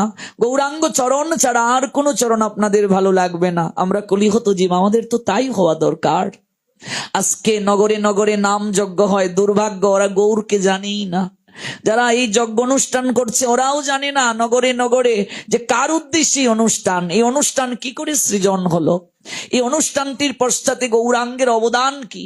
এই নাম আজকে যে আমরা পেলাম, আজকে যে জপমালা পেলাম, গৌরাঙ্গ সুন্দর কতটা কষ্ট করে দিলেন। তখনকার সময়ে এইরকম মাইক্রোফোন ছিল না, বক্স ছিল না, যদি একটু কারেন্ট না থাকে চিৎকার করে আমরা কথা বলতে পারি না, গলা বসে যায়। লক্ষ লক্ষ লোকের সামনে কি করে হরিনামটা প্রচার করলেন মহাপ্রভু। যানবাহন ছিল না, এই মোবাইলের যুগ ছিল না। আমি তো এই জায়গায় বসে লক্ষ লক্ষ লোকের কাছে এই সংবাদটা পৌঁছে দিচ্ছি। আমি ভারতে প্রথম যখন গেলাম, গিয়ে দেখি হাজার হাজার ঘরে আমার ছবি টাঙ্গানো, বলে আপনার পাঠ শুনে আমরা প্রসাদ বুঝি হয়েছি, আপনি আমাদের শিক্ষাগুরু। অথচ আমি তাদেরকে দেখিনি। এই ইন্টারনেটের কল্যাণে এটা সম্ভব হয়েছে। কিন্তু মহাপ্রভুর আমলে তো ইন্টারনেট ছিল না, মহাপ্রভুর আমলে তো বিদ্যুৎ ছিল না, যানবাহন ছিল না, এরকম হেঁটে হেঁটে প্রচার করতে হতো। ভাবা যায়, এরপরও সারা ভারতবর্ষে তিনি এই নাম প্রচার করলেন। কতটা কষ্ট করলেন ভাবুন। কার জন্য? আমাদের জন্য। এই কনকনে ঠান্ডায় আমরা উঠতে চাই না, অথচ এই মাঘ মাসে সন্ন্যাস নিলেন মহাপ্রভু। এই কনকনে ঠান্ডায় চারিদিকে কুয়াশা, কিচ্ছু দেখা যায় না, ঝরঝর করে জল পড়ছে। এই সময়টাতে গিয়ে ওই সুরধনী গঙ্গা সাঁতরে পার হয়ে গেলেন এক বস্ত্রে। গদাধর বলেছিলেন আমি নৌকা নিয়ে অপেক্ষা করব। গদাধর তো বাল্যকালের বন্ধু। দুই ভাই নেচে যায়, সহচর গণ গায়, গদাধরের অঙ্গে পড়ে ঢুলিয়া। গদাধর তো রাধারানী, এই গদাধরের অঙ্গ স্পর্শে প্রভুর আনন্দ হয়। কিন্তু গদাধর কখন নৌকা নিয়ে আসবে? যদি প্রভাত হয়ে যায়, নবদ্বীপবাসী যদি জেগে যায়, তাহলে আটকে দেবে। সচিমা যদি জেগে যায়, যেতে দেবে না। প্রিয়া যদি জেগে যায়, যেতে পারবেন না। কি সান্ত্বনা দিয়ে যাবেন? একটা বস্ত্রে তিনি লাফ দিয়ে সুরধনীতে পড়ে গেলেন, সাঁতরে পার হয়ে গেলেন এই কনকনে ঠান্ডার মাঝে। আজকাল জানেন কতটা কষ্ট হয় যখন দেখি মহাপ্রভুর যেদিন আবির্ভাব হয়, মহাপ্রভু যেদিন জন্ম নিয়েছেন এই দোল পূর্ণিমায়, এই দিন মানুষ খিচুড়ি বিতরণ করে। হায় রে অকৃতজ্ঞ দুর্ভাগ্য বাঙালি জাতি, কতটা অশিক্ষিত, কতটা মূর্খ কুলাঙ্গার তারা, যে গৌর জগতে এত কিছু দিলেন, তার আবির্ভাব তিথিতে এই দোল পূর্ণিমায় তারা খিচুড়ি খায়, খিচুড়ি দেয়, অনুষ্ঠানে খিচুড়ি বিতরণ করে। যে ভগবান এত কিছু দিলেন আমাদেরকে, তার আবির্ভাব তিথিতে গুদুলি পর্যন্ত উপবাস থাকতে পারে না। কতটা অকৃতজ্ঞ আমরা, কতটা অকৃতজ্ঞ জাতি আমরা। আমাদের কি করে উদ্ধার হবে? আমাদের কি করে প্রেম লাভ হবে, আমাদের কি করে ভক্তি লাভ হবে ভাবুন তো। গৌরহরি ওই দোল পূর্ণিমায় আবির্ভূত হলেন। পূর্ণিমার সন্ধ্যায় চন্দ্রগ্রহণ ছিল, এই সন্ধ্যা বেলায় তিনি আবির্ভূত হলেন। চন্দ্র লুকিয়েছিল, চন্দ্রকে গ্রাস করেছিল। কারণ কি? গৌরহরি হলেন পূর্ণ চন্দ্র। গৌরহরিকে বলা হয় পূর্ণ ইন্দু, ইন্দু মানে চন্দ্র। তাহলে যেখানে পূর্ণ চন্দ্র রয়েছেন সেখানে এই চন্দ্র লজ্জায় লুকিয়ে গেল। বলো পূর্ণ চন্দ্রের আজ আবির্ভাব হবে, আমি যদি লুকিয়ে না যাই। কাজে গৌরহরির একেবারে জন্ম থেকে শুরু করে একেবারে জগন্নাথের সঙ্গে লীন হওয়া ধারাবাহিকভাবে যদি আপনারা শুনতে পারতেন, জানতে পারতেন, বুঝতে পারতেন, উপলব্ধি করতে পারতেন, তাহলে উপলব্ধি হতো আমরা কলিহত জীব, আমরা কতটা ভাগ্যবান। আমরা এই যুগের চারিদিকে অনাচার অবিচার দর্শন করছি। এই যুগের 1/3 তো হলো কলহ, পাপ, তাপ, ক্লেশ, কালিমা। কিন্তু এই যুগ ধন্য হয়ে গেল, ধন্য ধন্য কলিযুগ, সর্বযুগ সার। এই কলিযুগ ধন্য হয়ে গেল একমাত্র গৌরহরির আবির্ভাবের কারণে, সচিতনয় গৌরাঙ্গ সুন্দরের আবির্ভাবের কারণে এই ধন্য হয়ে গেল কলিযুগ। ধন্য ধন্য কলিযুগ, সর্বযুগ সার, এদতর্তে অবতীর্ণ সচির কুমার। কাজেই জেনে যান, মানুন, শুধু জানলে হবে না, মানুন। গৌরহরির আবির্ভাব হলো দোল পূর্ণিমায়। কাজে ওই গৌরহরির আবির্ভাবের দিবসে সন্ধ্যাকাল পর্যন্ত অর্থাৎ গুধুলি পর্যন্ত নির্জলা উপবাস করতে হয়। গৌরহরির আবির্ভাব তিথি, কৃষ্ণের জন্মাষ্টমী থেকেও মহাপ্রভুর আবির্ভাব তিথিকে অনেক গুরুত্ব সহকারে পালন করতে হবে। আমরা কলিহত জীব, আমাদের গৌরাঙ্গ ছাড়া কোনো গতি নাই। এই যে নাম যজ্ঞ ছাড়া গতি নাই, নাম যজ্ঞ হলো গৌরহরির অবদান। সংকীর্তন যজ্ঞের পিতা হলেন গৌরহরি। এই জন্য গুধুলি পর্যন্ত উপবাস। অতঃপর গৌরহরিকে আমরা অভিষেক করাবো, স্নান আদি করাবো। তারপর আপনি অসমর্থ হলে জল, ফল, সবজি পেয়ে নেন, কিন্তু অন্ন গ্রহণ করতে পারবেন না। পরের দিন আপনি নির্ধারিত সময়ে পালন করবেন। ওই গৌরহরির আবির্ভাব তিথি পালন করতে হবে, আমাদের পালন করতে হবে নিত্যানন্দের আবির্ভাব তিথি। প্রশ্ন আসতে পারে আবির্ভাব তিথি তাহলে তিরুধান নেই কেন? ভগবানের তিরুধান হয় না। ভগবান আসেন কৃপা করে জগতে, আবার তিনি কি হন? আবার তিনি স্বধামে চলে যান। লীলা যখন শেষ হয় স্বধামে তিনি চলে যান। অর্থাৎ গৌরহরি জগন্নাথ বিগ্রহের সঙ্গে লীন হয়ে গিয়েছিলেন। কিছু মূর্খরা, অশিক্ষিতরা গৌরাঙ্গকে পান্ডারা পুরীর মেরে ফেলেছে, এই নিয়ে ইউটিউবে ভিডিও করে ছাড়ে। ভগবানকে কেউ মারতে পারে? জন্ম কর্ম চমে দিব্যম এবং ইয়া ব্যক্তি তত্ত্বত ত্যক্তা দেহম পুনর্জন্ম নয়তি মামেতি সর্জুন।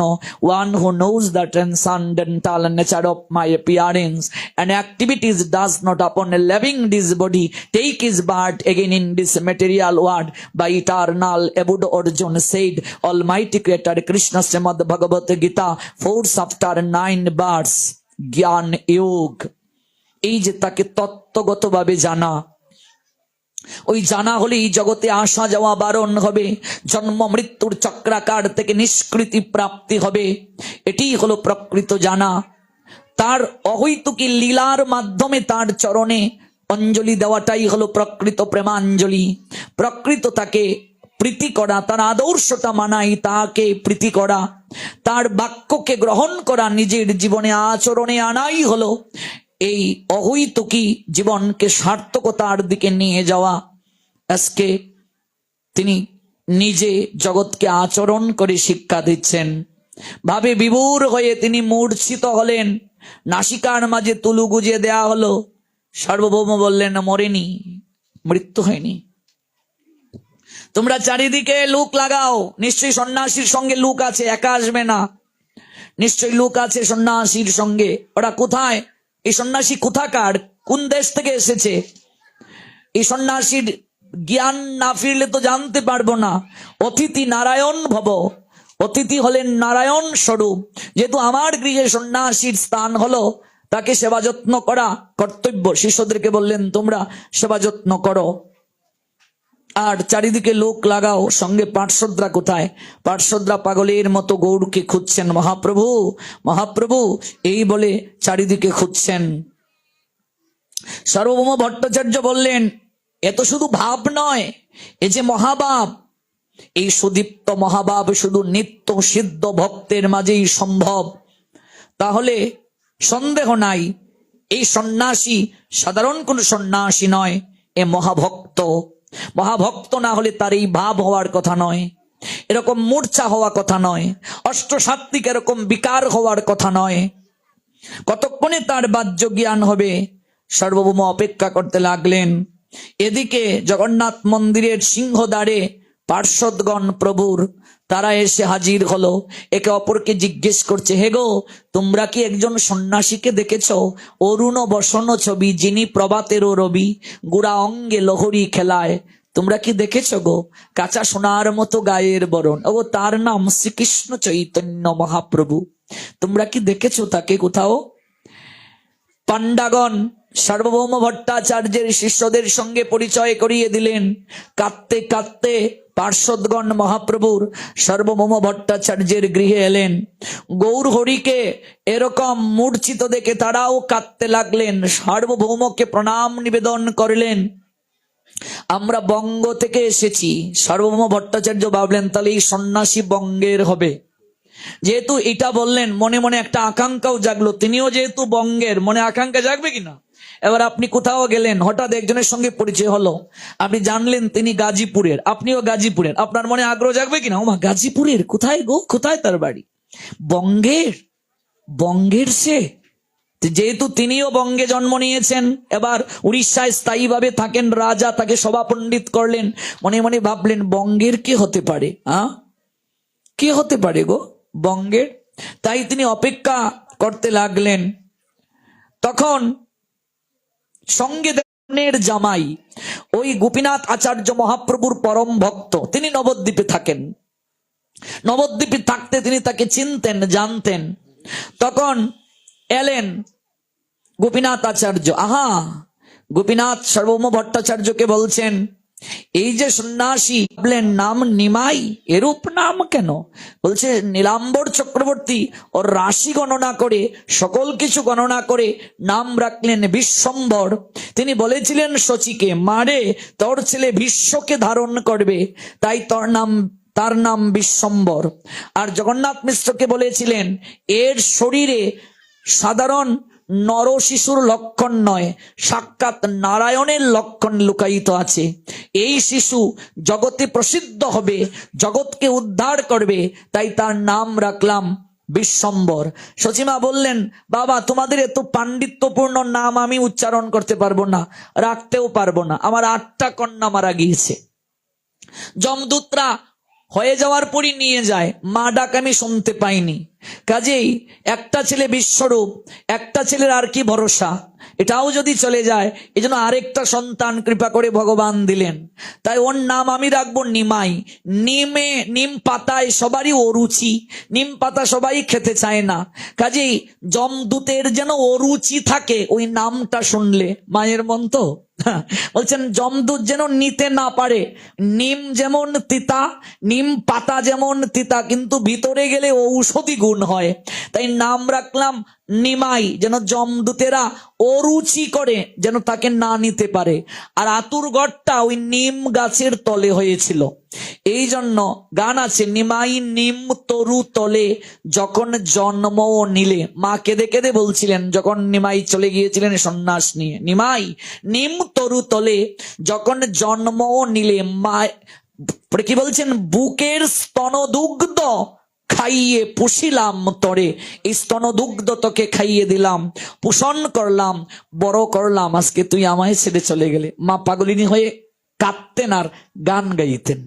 ওই নিম গাছের তলে জন্ম, আতুর ঘরটা নিম গাছের তলে। আর 8টা মেয়ে তো আগে মারা গেছে শচী দেবীর, এই জন্য বলেন হয়েই মারা যায় সন্তান, হয়েই মারা যায়, এই সন্তানটাও যদি মরে যায়, তাই যমদূত যেন নিতে ভয় পায়, তাই নাম রাখলেন নিমাই, কিন্তু তার মূল নাম হলো বিশ্বম্বর। বিশ্বকে যিনি ধারণ করেন, কেউ তাকে বলে গৌর হরি, কেউ তাকে গৌরাঙ্গ বলে, কেউ তাকে গৌর সুন্দর বলে, কেউ তাকে নবদ্বীপ চন্দ্র বলে, কেউ তাকে বলে নদী আবিহারী, সবাই সব নামে ডাকে। আর গুরুদেব যখন সন্ন্যাস দিলেন তাকে, তখন তার নাম দিলেন শ্রীকৃষ্ণ চৈতন্য মহাপ্রভু।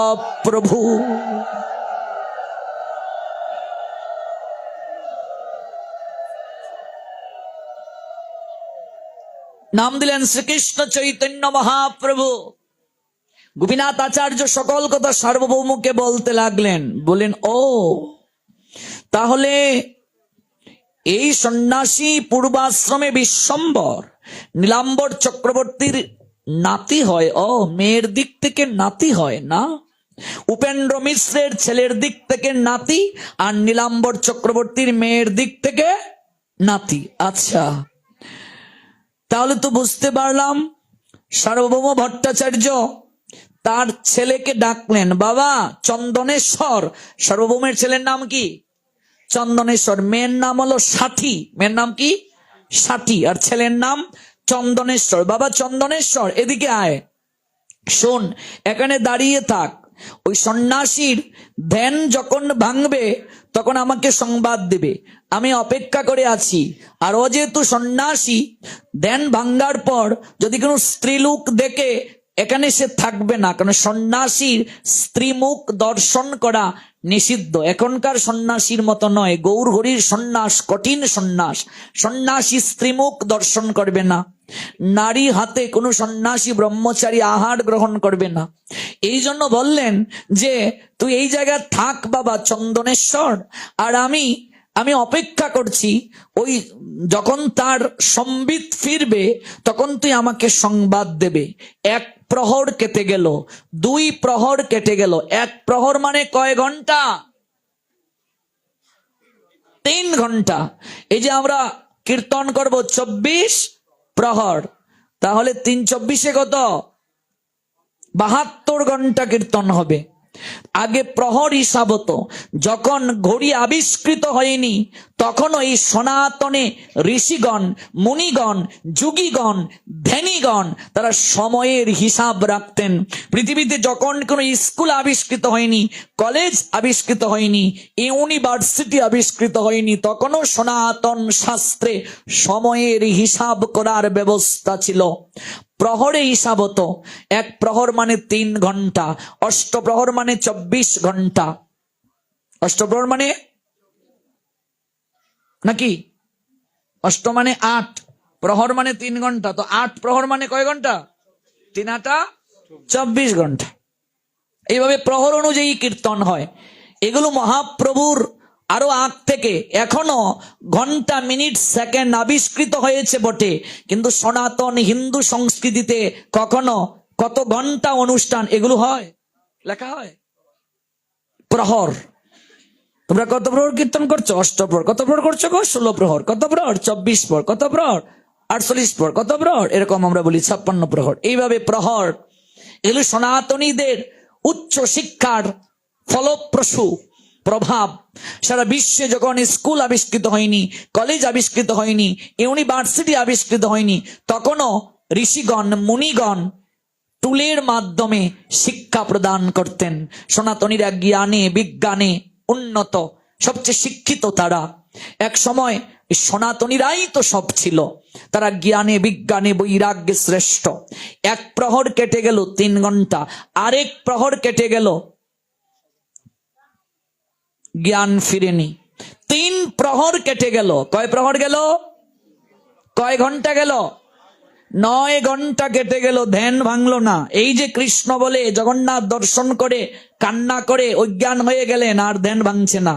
9 ঘন্টা বসে রইল ভক্তগণ, মূর্ছা ভাঙ্গেনি। ধ্যান ভঙ্গের আশায় আবার পায়ের কাছে এসে সার্বভৌম ভট্টাচার্য চুপ করে বসলেন, আর করজোড়ে ভাবছেন কখন তার ধ্যান ভাঙবে, কখন তার ধ্যান ভাঙবে। যখন 9 ঘন্টা গেল, হঠাৎ করে গৌর হরি চোখ মেলে তাকালেন। গৌর প্রেমানন্দে। চোখ মেলে তাকালেন, পায়ের দিকে যদি কেউ বসে, কেউ যদি এমন করে শয়নে থাকে, চোখটা যদি খুলে কোন দিকে দৃষ্টি যাবে? পায়ের দিকে দৃষ্টি পড়ল সার্বভৌম ভট্টাচার্যের দিকে। দৃষ্টি পড়ার পর, চোখ খোলার পর, প্রথম তাকিয়ে সার্বভৌমের দিকে দৃষ্টি পড়ার পর কোন কথা গৌর হরি বললেন, এই কথা জানতে গেলে আসতে হবে আগামীকাল ঠিক রাত 8:30টায়। নেতা শীতনতে প্রীতি প্রেমানন্দে। ভিডিওটি আপনার ভালো লাগলে লাইক, কমেন্ট এবং সাবস্ক্রাইব করুন।